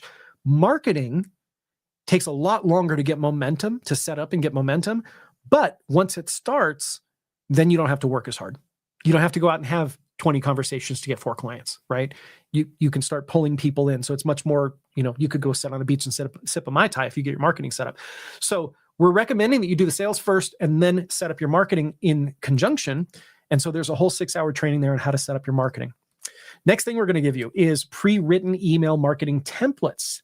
So as your marketing starts working, people start joining your email list. What do you say to them? Because they're still strangers when they join your email list. Well, we have email templates, which are going to turn those people from strangers into raving fans and paying clients. That's a $500 value. Copy and paste templates. You just have to change a few things in them. Next, we're going to give you proven NLP sales presentation scripts. So this is a great way to sell, not one-to-one, like you're talking to a smoker, but one-to-many. Maybe you get a bunch of people on Zoom, like I've got right now. We got 80 people on still, right? Maybe you do what I did back in the day. I used to go and approach sales managers at places like car dealerships. By the way, all salespeople love mindset. And almost all of them know that they have some sort of mindset block that's preventing them from achieving their full potential. Real estate agents, car salesmen. I knew one guy that even did this for Tony Robbins, and he went and sold at strip clubs. The strippers were practically throwing money, like they were paying dollar bills for Tony Robbins' Unleash the Power Within, right? If you can get into a sales meeting, which is very easy to do, just say, hey, I want to motivate your sales guys. You have a sales meeting. I could come in and talk about mindset. I'll help them all make more money, right? Then they'll say, sure, come in. You got 15 minutes. Well, what do you say in that 15 minutes? You don't have to make it up. I'm going to give you the script. These are scripts that I've used for 25 years to sell hypnosis, coaching, NLP, even live events. I've sold the Create Your Life event from this script just by changing a few little things in it. You get 3 different scripts: a 15-minute script, a 30-minute personal development script, and a 30-minute script for sales teams, which will show them that if they change their mindset, they'll make more money. That's a $1,000 value. Next, this is a big one. When I first started certifying NLP practitioners in 2005, I got really sad after the first few trainings to know that a lot of the people who were graduating 6 months later, they still weren't taking clients. 3 months later, 6 months later, right? And I would talk to them and like, I don't just want to make money in this field. I want to make an impact. It's our mission to transform the world with this stuff. And so when I go to people who are certified and I'm like, hey, how many lives have you changed so far? And they're like, none. And I went, why? And almost every single person said the same thing, and it pissed me off. They said, I'm still working on my website. Now, why did that piss me off? Number one, because for the first 4 years I was a hypnotherapist, I didn't have a website. You don't need a website to change people's lives. You just need to find people. People are everywhere. They're literally everywhere. Go to the bus stop, you can change a life, right? And so it was really frustrating me that people were still, and because why? Because websites are technical, they're complicated, or people would pay somebody like $5,000 or $10,000 to make a website, and months later they still didn't have their deliverable, and this was holding people back. And so, starting in 2008, I just started making the website. So one of the things I'm going to do is I'm going to give you website templates. These templates are designed by professionals. They're beautiful. They're modern. Matter of fact, these are old screenshots here. We actually just came out with the new modern templates for 2026. Normally, you'd have to go pay $5,000 or $6,000 to somebody to make a website for you. We're just going to give you the website template, right? Now, here's the beautiful thing. The template is actually built in a software called Content Amplifier CRM. We also have templates for Go High Level and for ClickFunnels Classic, and we even have HTML templates. If you don't want to use it, that's fine. But they're built in a system where you don't have to know anything. You don't have to be technical. You don't have to know web design. You don't have to know HTML or CSS or anything technical. You literally, in your browser, log in, and you just click on the headline and say, here's what I want my headline to say. And you just type in what you want to say. You hit save, and it's immediately on the internet. So it's more like working in Microsoft Word than anything else. And we have these templates in multiple different styles, right? They're all the same structure, but like we have one that's got the pinks and the salmons, like a lot of the young girl coaches like. We've got like a dark blue one, a light blue one. We've got a purple one. We've got a yellow one. So there's like different color combinations for you. And we've given you everything you need. It comes with a homepage, a services page, so you can tell people what you help them with, an About Us page, a checkout page where you can accept credit cards, order confirmation page, thank you page, contact us page, and it even comes with the legal pages you need legally to have your website, which is terms and conditions and privacy policy. And you can legitimately, like once your account is set up, you can legitimately have your website customized in 30 to 60 minutes. So I think that's a conservative value. We're actually giving you 6 different templates. So technically we could put a $36,000 value on this because it would cost you $36,000 to have 6 websites made. But we put $6,000 value on that, which I think is very reasonable.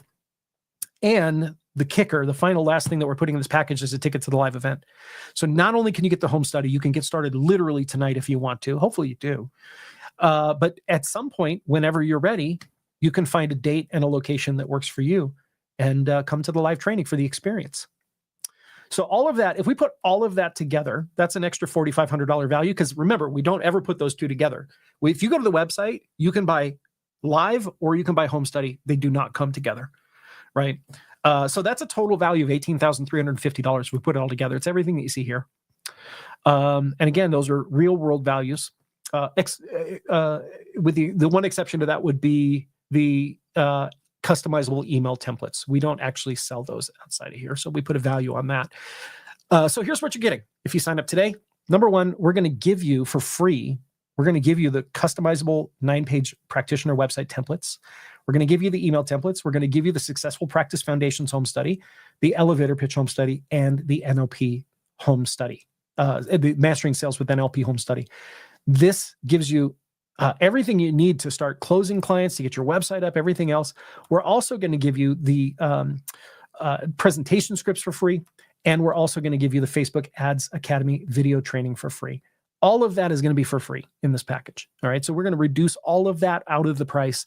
That brings the price down to $9,000. And let me just ask a few questions. Number one, if all this training did, if it only did one thing for you, which it's going to do so many things, but if all it did was to help you overcome your own limiting beliefs, what did you type in the chat box earlier when I said if you had access to almost 100 times more of your mind than you have right now, what would be possible? If all it did was do that for you. I would say, by the way, about 50% of people that come to our training don't care about the certification. They come because they want to work on themselves. That was me when I first went. I was just trying to improve myself. So if all it did was that, if it helped you release your own limiting beliefs, all of them, to release things from the past, whatever those things in the past are that still haunt you, to banish them, to make the mind shifts that bring you more self-esteem, more confidence, more happiness for the rest of your life. Would that be worth $9,000? Type in the chat box if you think that'd be worth $9,000. Give me a yes or a 1.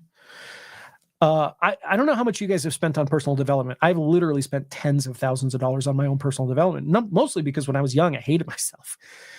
I couldn't stand myself. I was so unhappy with my life, but primarily I was unhappy with myself. I thought I was stupid. I thought I was worthless. That all changed when I learned this stuff. The level of confidence that I have now came because of NLP, right?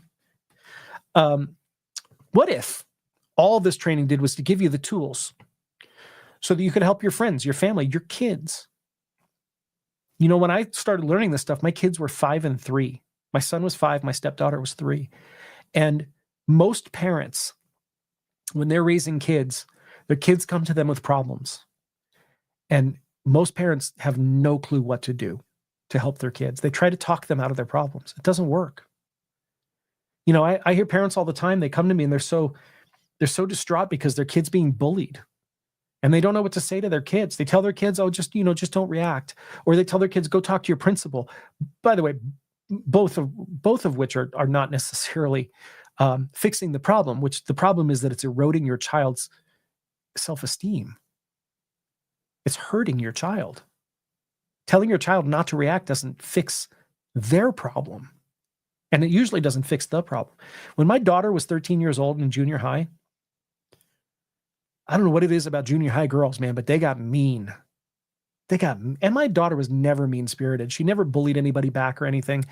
But it really bothered her. And so she came home one day and we talked about it.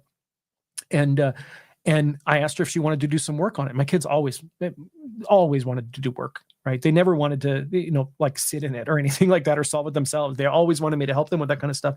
So we sit down and we did some NLP work.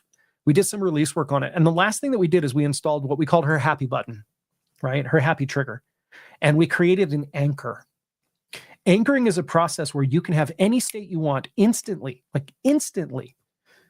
because you anchor it at the subconscious level. And so what we did was we made it so that if she touched her belly button, which we were going to put it on her knuckle at first, but then she's like, people are going to see me touching my knuckle and they're going to wonder what I'm doing. And I said, okay, good point. Let's put it on your belly button because you can touch your belly button. Nobody knows what you're doing, right? We put it on there. The next time the girl started bullying her, she literally just touched her belly button and she smiled and she walked away. Now, by the way, that also solved the problem of don't give them a reaction, right? But the more important thing was that she didn't feel any negative response to it. It didn't erode her self-esteem. She actually felt happy, right? And so, and of course, it dissipated the issue. So what if you could help your kids? What if you could help your friends, like my grandfather in the hospital, your family, right? Would that be worth $9,000? In my mind, it would be. I'd do anything for my family. If all this training did was to give you the ability to create online courses and products, listen, people have seen all of the books that I've written, right? All of these books that I've either written myself or been a co-author in, all of these came from what I learned in this training. And there's more, by the way, I just can't fit them in my hand. All of these came from what I learned in this training. You're going to become an expert in so many things in such a short period of time. What if all this training did was give you the ability to create online courses or books, products that people could buy 24 hours a day, 7 days a week, whether you're awake or asleep? One of the biggest joys in my life is when I wake up in the morning to my alarm. I turn off my alarm and on my phone, I see PayPal and Stripe notifications. And I realize that people came to my website in my sleep, bought a course from me, like Unstoppable Motivation with NLP, or creating magical relationships with NLP, or how to work with children using NLP. They came in the middle of the night when I was asleep, bought a course from me, and I'm changing their lives. And I made money when I wake up in the morning and I didn't do anything. It's one of the biggest joys in my life. You're going to learn so much in this training, this 120-hour training, that you could write your own books. You could create your own courses. But it's actually a great strategy for bringing in clients, right? What if the only thing this did was to give you the skills so that you can work with clients one-on-one, make hundreds of dollars an hour, working for yourself for the rest of your life? Would that be worth $9,000? I think it would. I'm seeing lots and lots of yeses and ones here in the chat room. By the way, if you have already done NLP practitioner training, I know we have some graduates on here. It would really honor me if you would be willing to share in the chat room for anybody who hasn't done it yet, what you thought of it and your encouragement. I would love to hear that in the chat. So here's what we're going to do today. Because you hung out with me, spent some time with me, and I really appreciate you doing that because I know time is your most valuable asset. Here's what we're going to do. I'm going to give you the ticket to NLP live practitioner training for free. You get to come to the live NLP practitioner training for $0.00. And then we're going to knock down the home study from $4,500 down to $3,497. So that's a total savings of $14,853. Brings it down to $3,497. And yes, we have payment plans available. And if you need it. Now, one thing I will say, we are a family-owned business. These trainings are very expensive for us to put on. We have to rent 7 days of a hotel room. We have to fly out, our team. We have to print, materials and everything else like that. We have to advertise it. All of that is a huge expense for us. Even the home study course, we have to assign a trainer for you. We have to pay for a team. We have 23 people on the team. It's not cheap. So the one thing I will say is this: if you have the means for it, we are a family-owned business and we fund all of the payment plans ourselves. We don't use any of these third-party fundings because, frankly, they're sharks. They're terrible. So we fund it ourselves. And so if you have the means, we really, really appreciate it if you can do it. The payment plans are there for people who need it. If you absolutely need it, we will fund it ourselves. In other words, we are paying to put on the training. You will pay us back over time. So I do ask that if you are of means to do that, to do a one pay. But if you need a payment plan, go to the website, click on payment plan, and you can create your own payment plan there within reason. If you don't see a payment plan that works for you, please reach out to us. Okay, we don't ever want finances to be the reason that you don't say yes. And so reach out to us.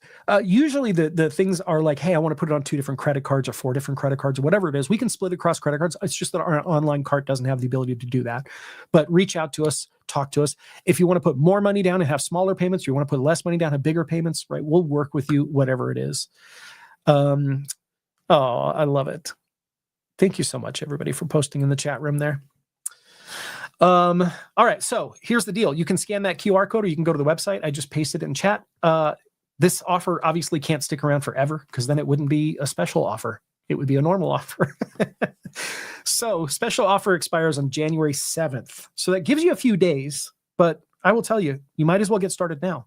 Every day you wait is another day you're not certified. It's another day you're not helping people. Another day you're not making money, right? So even though you've got a little bit of time, I would jump on it. Here's a question. Do you want to get it for free? Type in the chat box if you want to get it for free. Evelyn says, can I change my current payment plan for my NLP? Yeah, reach out to the team. They can always help you adjust within reason, of course. Diana said, goal setting. I've accomplished everything so far from a $50,000 a year to $260,000 a year. Be ready for what you set your goal for. Yes, I love it. Laura said, I joined this time this year. I've had the hardest year of my life, but the courses are what keep me sane. Oh, I love it.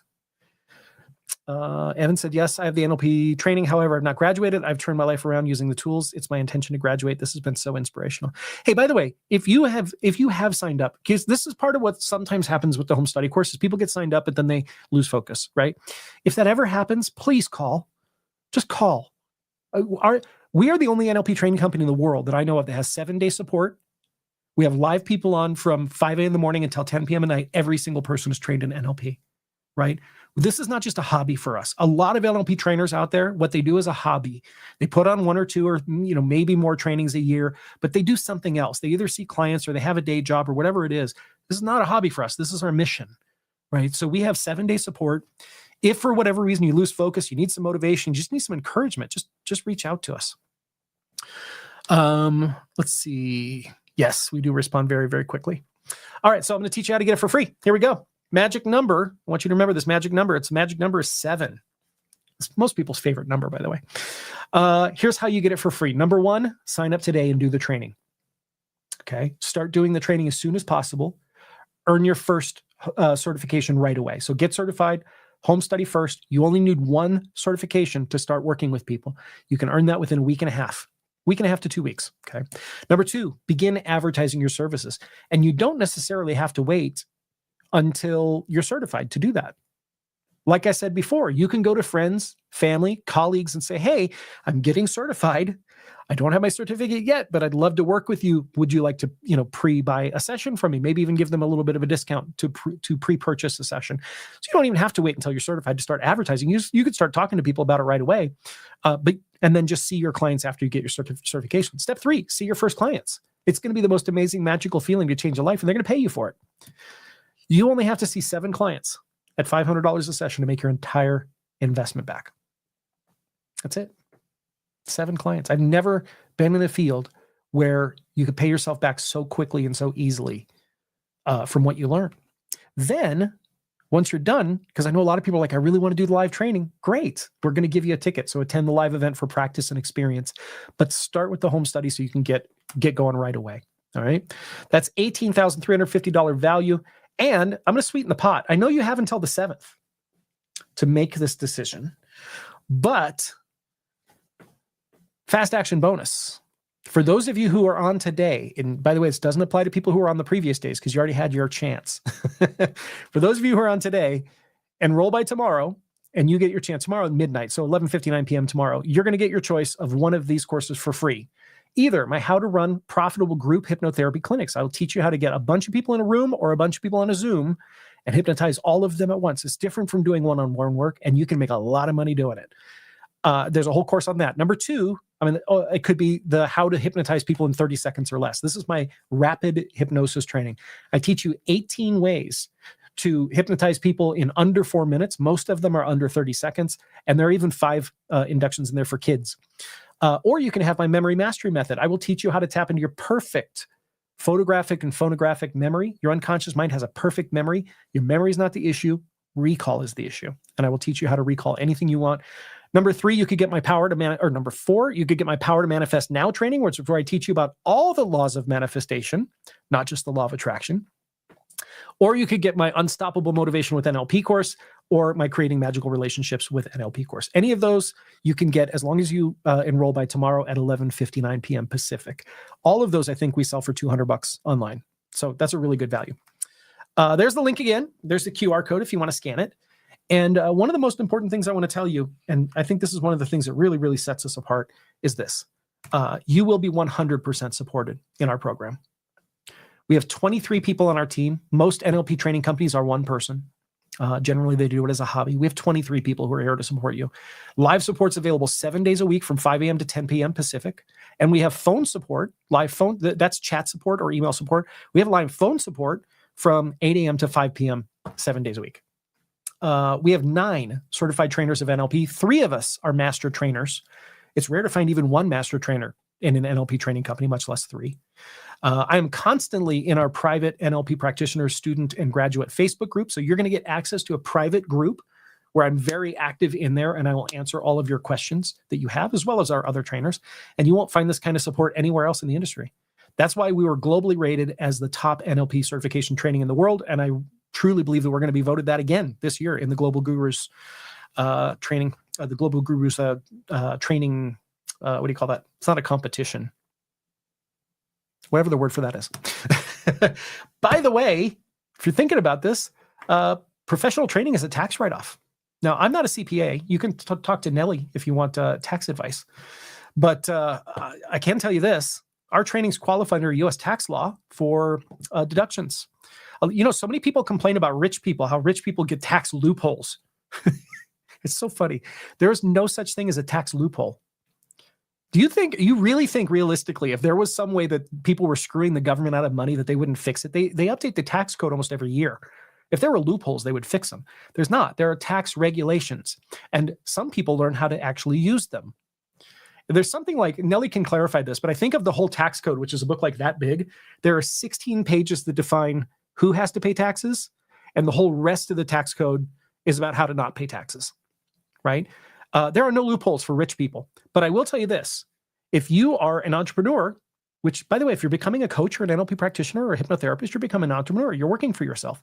If you're an entrepreneur, you have a lot more tax advantages you can take advantage of than an employee can. It's actually one of the greatest ways to maximize your tax savings is become an entrepreneur, right? You get to write off a lot of stuff. And in this case, you can write off all of your anything that's related. So most of our students actually write off all of their tuition, their travel, their meals, their lodging. For those of you who bought our trainings last year, make sure if you bought them for professional development, not for personal development, but for professional, for your employment or your business, make sure you write those off this year. You'll save on your taxes. And I won't read this, but Cornell University also echoes this. All right, we'll take questions and answers because I'm running a little bit close to the deadline here. So I'll push questions and answers to the end. If you have them, start typing them in the chat box now, and I will come back and review them. Let's talk about guarantees, right? This is my ironclad, 0 risk guarantee to you. Try the NLP Practitioner Home Study to your heart's content. If you aren't completely thrilled with the quality of the training or the materials presented as described within 30 days of purchase, or, I forgot to write this in here, or by day 2 of your first live training, if you go to the live training, which is plenty of time to figure out if it's for you or not, just send us a note. Our amazing support team will issue you a full refund. That way, if it works for you, and we know it will, otherwise we wouldn't guarantee it, it'll be worth every penny, won't it? And if it doesn't, it won't cost you a thing. That's my promise and my guarantee to you. So at this point, I've shown you what's in the program. I've shown you that the program works. We know it works because we have 20 years of graduates who have results. You can see some of them here in the chat room, right? I've shown you that I'll work with you on payment plans so you can afford it. I've even shown you how you can fund it. And I've guaranteed the program so you can feel completely comfortable knowing it's a good, safe choice. My assumption is that you probably wouldn't be on right now if it wasn't something you wanted, right? So at this point, as a coach, I feel obligated to point out that at this point, if there are any doubts, this is the point, right? When people are offered an opportunity for change, this is the point sometimes where people start to go, ooh. And so I feel obligated to point out to you that when there's an opportunity like this that's so good, if there are any doubts, the doubts are not about the program. I've shown you the program works. I've shown you how you can afford it. I've guaranteed it, so there's no risk. If there are any doubts that are coming up, I want you to know those doubts are not about the program. They're probably about yourself. And so it's not my job to tell you to say yes to this, right? I can't tell you to say yes or not to say yes. But I will tell you how I think you should make the decision. And so if you'll entertain me, for just a second, what I want you to do is just take a deep breath. Close your eyes. And I want you to start feeling around the energy of your body.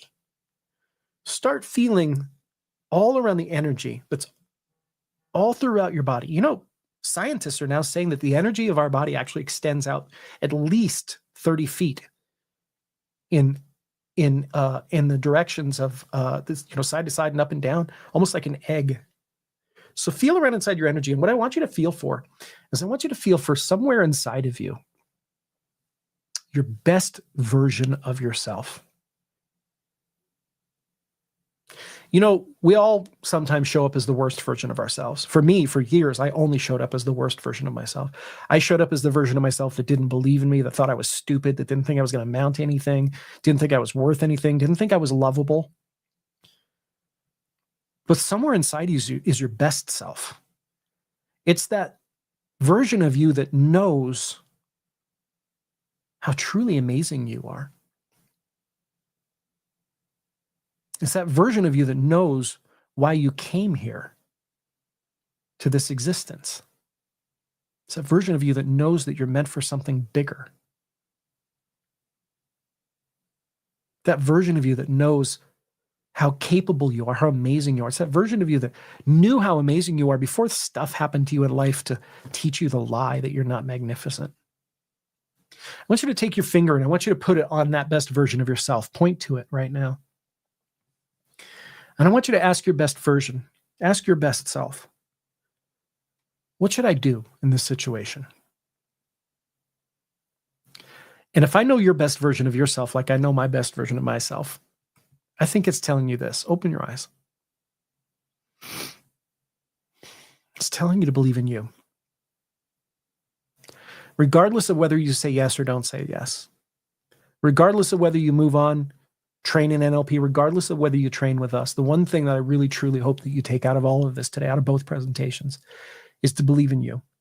There is a part of you inside that is just rooting for you in this life. There's a part of you inside of you that really, truly believes what you're capable of and has been desperately wanting for you to step into that version of yourself. And that's your choice.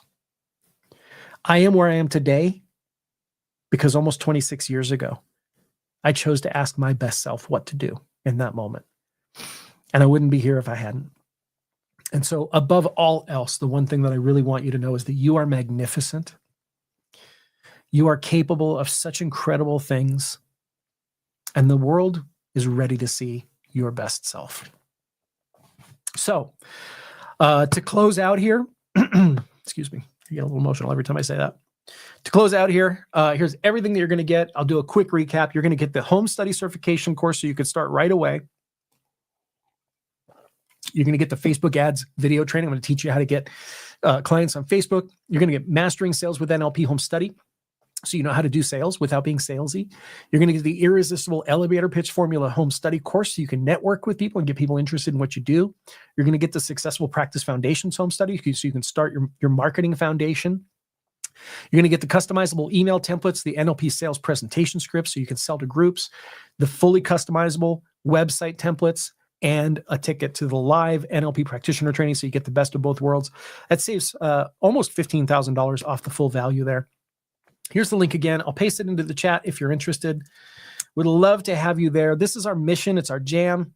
And we would truly be honored to help you through. Again, remember, it expires January 7th. But if you want to get one of those fast action bonuses, it's tomorrow, which is the 4th at 11:59 p.m. Pacific.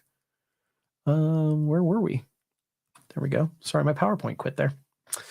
All right. So everything there. There's the link again. I'll leave that up for those of you who are interested. Other than that, thank you from Kayla and I with love and gratitude. It is because of you that we get to live our purpose, because if there wasn't anybody to serve, who knows what we'd be doing? I'd probably be security guard still. So, all right. I will leave this up for those of you who are interested in joining us. By the way, one thing I forgot to say, if you are already a practitioner and you want to do Master Practitioner, this is the only way that you're going to get a discount on that. We do not do discounts outside of live events. So this is really like your one shot of getting a discount on the master practitioner training. If you're already a master practitioner, you want to do trainers training, you can get a discount on that, all at the same link. And if you want to sign up for bundles, let's say that you know that you want to do all three, practitioner, master practitioner, trainers training, we will give you an additional discount for signing up for multiple trainings at the same time. So you'll save even more money by getting them all at once. And yes, you can do a payment plan on that as well. Remember, if there's a payment plan if you don't see a payment plan that works for you, reach out to us and we are happy to work with you in any way that makes sense. Phil says, is there a deadline for attending the live trainings? Nope. We have no deadlines. Most other companies will actually put in there that you have 3 years or 2 years to come. The training company that I trained with had that question, had that in their clause as well. Like if you didn't come within 2 years, you just lost your money. I don't understand that at all. It's really dumb policy, if you ask me. Nope, no deadline whatsoever. Donna says, do you have a training or hypnosis session for imposter syndrome? Yes. Yeah, it's called Overcoming Imposter Syndrome. You can get it at noimpostersyndrome.com. Yep. Is it available on the main site? Yes, it is available on the main site, but we have a shortcut domain. Let me double check that. I have 270 something domains, guys, so I have a hard time remembering them all sometimes. I'm a bit of a domain junkie. Let's see. I think it's No Impostor Syndrome, and imposter spelled with an O. I see people misspell it with an E. Yeah, noimpostersyndrome.com. Impostor, not imposter. Let's see. What else do we have here? Employee business expenses are no longer deductible. Dumb. Well, that's all the more reason to become an entrepreneur. That's straight from Nellie. Nellie does our taxes, so I believe her. Thank you, Misha. Thank you, Elaine, Dion, Donna, everybody for the wonderful comments. I really appreciate that. What are the questions you have while you got me here? We got 4 minutes left, but I'm happy to stay on for as long as anybody's got questions. Let's see. Andrea says, do you know when the next live training will be in Atlanta? I will show you a quick way to find that out, and I'll also answer your question at the same time. We will kill two birds with one stone. Or apparently these days you're supposed to say feed two birds with one scone. I've heard that that's more appropriate than killing birds. So if you go to the website, go to live events, you go to full online schedule, then you can pick location from the dropdown and pick Atlanta. And if you want, you can even filter by event type. So if we do NLP practitioner training, next Atlanta training is coming up July 22nd through 28th. Even if you sign up for the live training, well, you're signing up for both if you get this special, but you'll be able to start getting your first certificates right away. You can earn all 5 certificates and then come to the live training later. Totally up to you. So Atlanta is July 22nd. Let's see. All 3, the best deal and biggest motivator. Thank you, Andrea.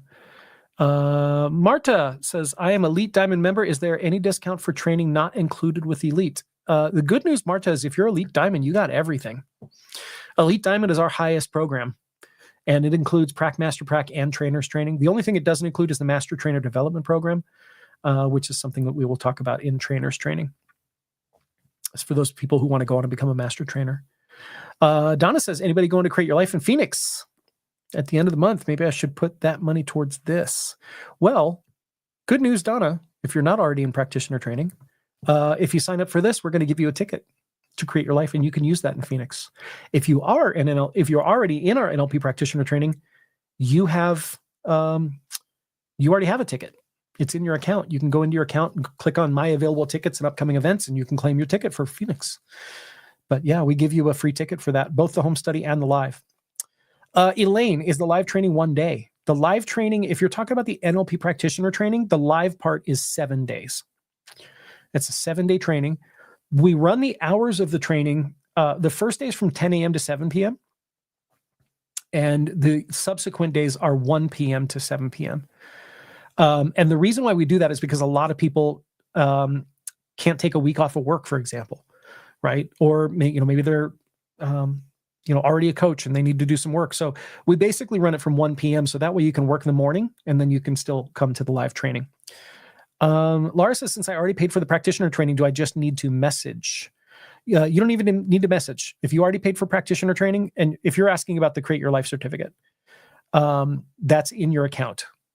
Go into members only, click on my upcoming events and available tickets, and then you can just claim your ticket. You can just pick which date you want in there. It's all automated.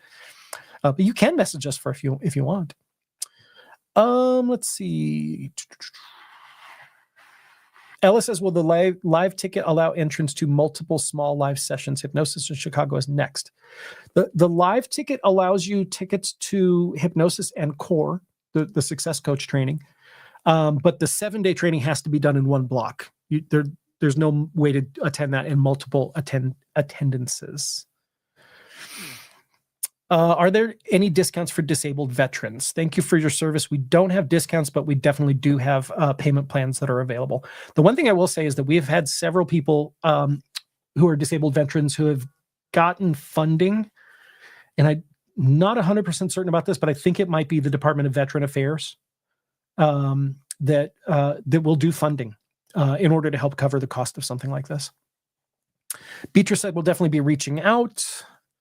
Awesome. Phil said, last I looked, hypnotists cannot practice in Florida unless they operate associated with a physician's office. That's not true in my understanding. Now, I'm not a lawyer, cannot give legal advice, but I do study this a lot. And I will tell you that I think you should relook into that. Do you have any awareness of regulations related to NLP or hypnosis that would restrict the ability to practice, or thoughts on this concern? No. So here's the thing that people misinterpret. And again, I'm not a lawyer. This is lay person understanding, my own personal understanding. What people misunderstand is that there is a law in Florida, and it's really the same law in all states. I've literally looked at all 50 states, the laws around hypnosis and NLP. There are no laws around NLP, but there are laws about hypnosis. Essentially what the law says is this: you cannot, if you are not a licensed psychologist, you cannot work on anything that's diagnosable, right? It's not the tool that's regulated. The tools are never regulated. What it is what you work with using the tool that's regulated. So, for example, I could use hypnotherapy to help somebody be more motivated.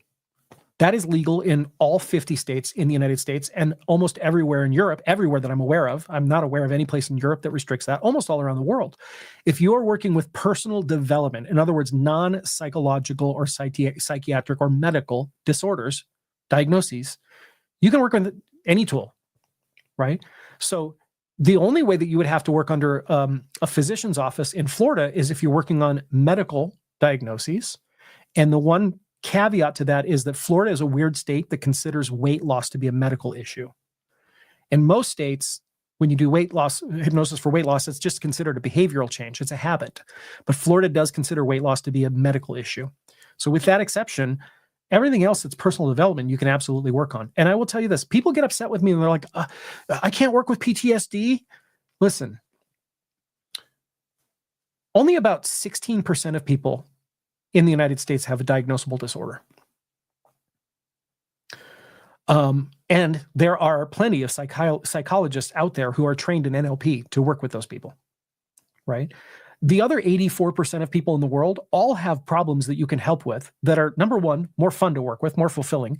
Number two, you can charge more money for, because when you work with diagnoses, everybody wants insurance to pay for it, right? And number three, you won't get in trouble with the law.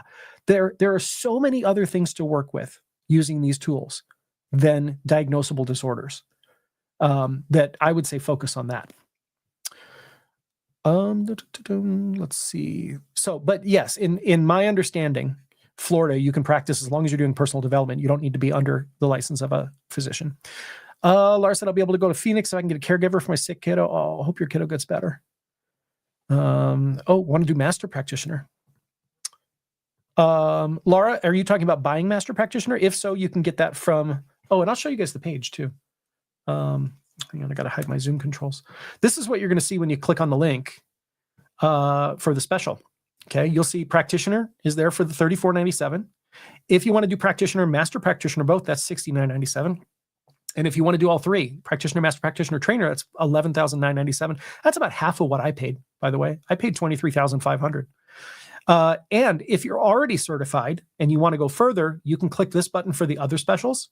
And here we have Master Practitioner. These are for people who have already purchased Practitioner.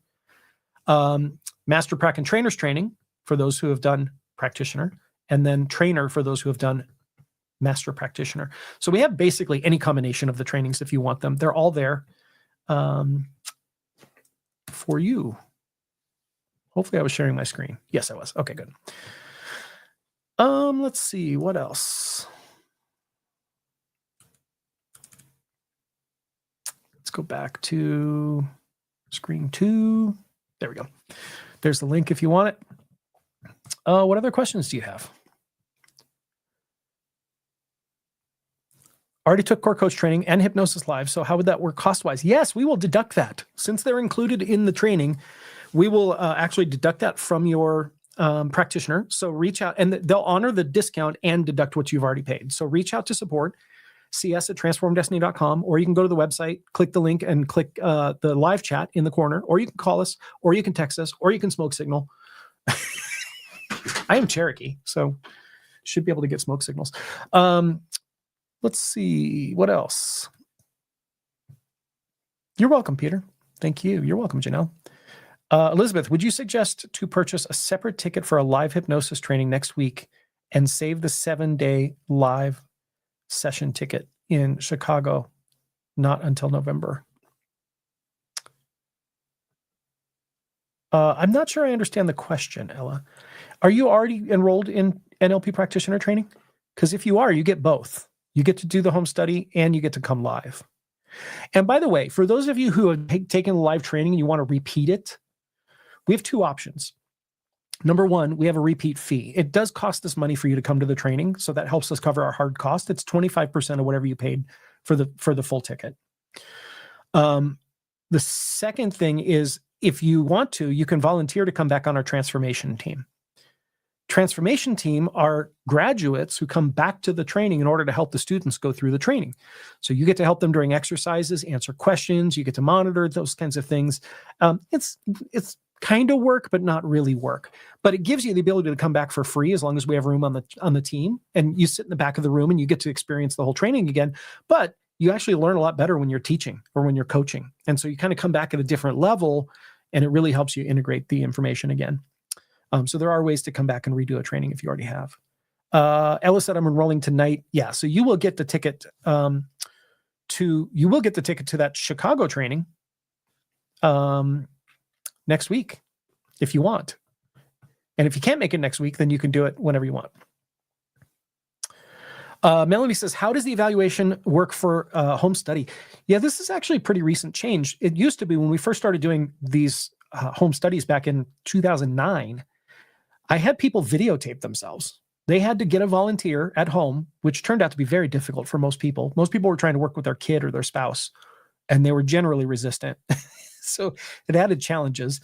And then they would have to set up a video camera and record themselves doing every technique and send it in for me to evaluate and give them feedback. Now we do it a lot easier. And this started during COVID. Now what you'll do when you're ready, you'll schedule a session with one of our trainers. They will get on Zoom with you, and you'll go through and do all the techniques with your trainer. And the beauty of that is, number 1, they're an ideal client, which sometimes volunteers at home are not, like teenage kids. And number 2, you get immediate feedback, which is really nice. It used to be, immediate feedback is better for the unconscious mind than delayed feedback.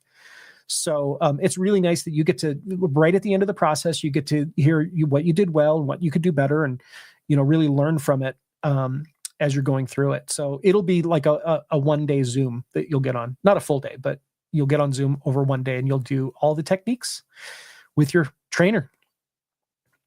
You're welcome, Dolly. Thanks. Rebecca, thanks. Goodbye. What would count toward the IBCP requirement of 15 hours home study per year, doing retraining or helping at the training? Well, taking the same training again doesn't count, right? It's only new, it's continuing education. It's not going back to past education. So that doesn't count toward your hours. But number 1, if you go to the IBCP conference, which is coming up at the end of September next year, that counts toward your 15 hours, right? So if all you do is attend the conference, you're covered. But number 2, it's any books that you want to read. So you can read any NLP books, hypnotherapy books, coaching books. It's any courses that you take. So if you take courses with us or with any other training company, that counts toward your 15 hours of continuing education. Any live trainings, obviously, those would be the things that count. A lot of people, read several books per year. Generally, that'll cover your 15 hours. Laura said, I did the evaluation with a trainer for success coaching. It was a great experience. I'm about to take my appointment for NLP practitioner training. Same way. Woohoo! Donna, what she was referring to is IBCP. It's the certification board. So the way that it works in our fields, and this actually predates NLP, even hypnotherapy. Milton Erickson started his hypnotherapy board in 1956, I think. The way that it works in these fields is that the institutes will teach you your techniques and give you a graduation. Think of it like a diploma. It's like a completion certificate, right? Then the boards are what certify people. This is the same way that almost all the professional fields work. Like, for example, a psychologist goes to school and earns their diploma, then they go to a board and they become board certified or board licensed, depending on what state they're in. And so IBCP is that certification. There are probably hundreds of boards all around the United States, all around the world, really. And all boards in our fields, the beautiful thing about our field is it's not government regulated. I don't know about you guys, but I kind of think the government screws just about everything up and wastes a bunch of money. And it doesn't matter who's in office. This is not any kind of a political statement. It's a government statement. And the government has, in many ways, really screwed up some professional fields by licensing, creating licensing bodies and governing. A lot of people don't know the American Medical Association is a private company. People think it's a government agency. It's not. It's a private for-profit company. American Psychological Association, private for-profit company. American Dental Association, private for-profit company. They just happen to be designated by the state as the official licensors, but they're not government agencies. Very similar here, except we don't have the government oversight. And I think that's a really good thing. I don't want the government messing with our fields. We're really good at self-regulating. We tend to be a really good group of people. And we don't have scandals. We don't have people doing bad things. And so all boards are privately owned, just like they are in medical, dental, psychological, all those kinds of things. But they're just not government regulated. And so once a person graduates, if they want to be board certified, this is a big difference. Because it's not government regulated, you don't have to be board certified if you don't want to be. It does add extra credibility. It gives you an extra set of certificates that you can show that you're certified by an independent third party, right? And there are a lot of benefits that go along with it. Yeah. So certification in most boards tends to run about $250 to $350 a year.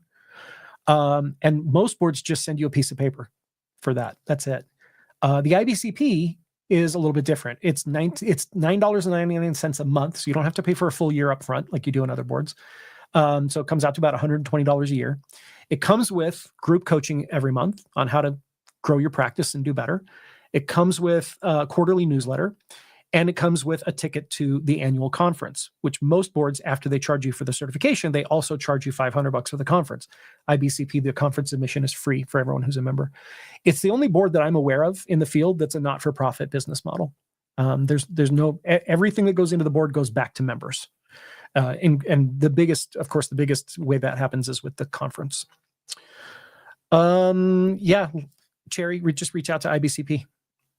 You can get reinstated. Phil says, could you please review the future option if we are interested in eventually doing the master practitioner trainer programs as well, but can't commit to any more than the practitioner program at this time, even with the longest payment plan listed on your site? Yeah, great question. When you go to the practitioner training, you will be offered a discount on master practitioner and trainers training. And so that is an option, is that once you get there, I would say get your hypnotherapy certificate, start seeing clients so that you have the means then to sign up at the practitioner training for master practitioner. But yeah, we always offer to the people who are live at the training, we always do offer a discount to move on. Any other questions? Take a little bit of throat coat here. Hey, final 48 people. Thanks for hanging out. This has been fun. I love doing these trainings, as hopefully you can tell.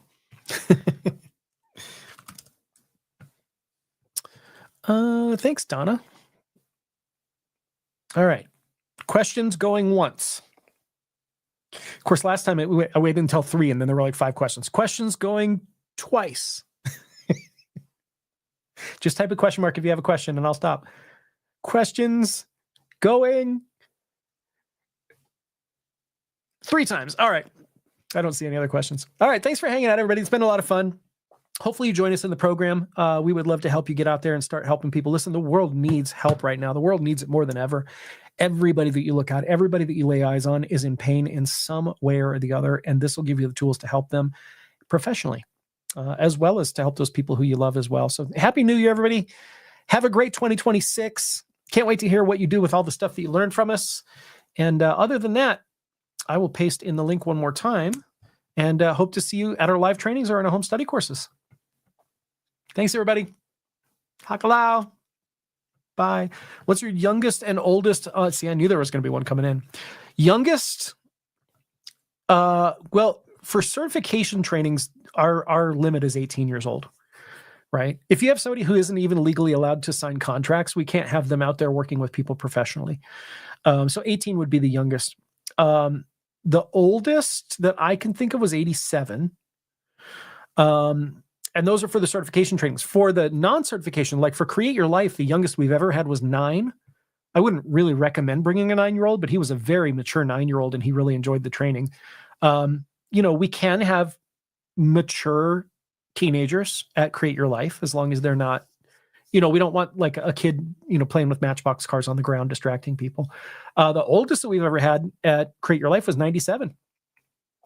Jeff Danger was his name. And he broke a board like oh man. He was amazing. Yeah. All right, everybody. Thank you. Hakalau. Have a good night. Bye. Recording stopped.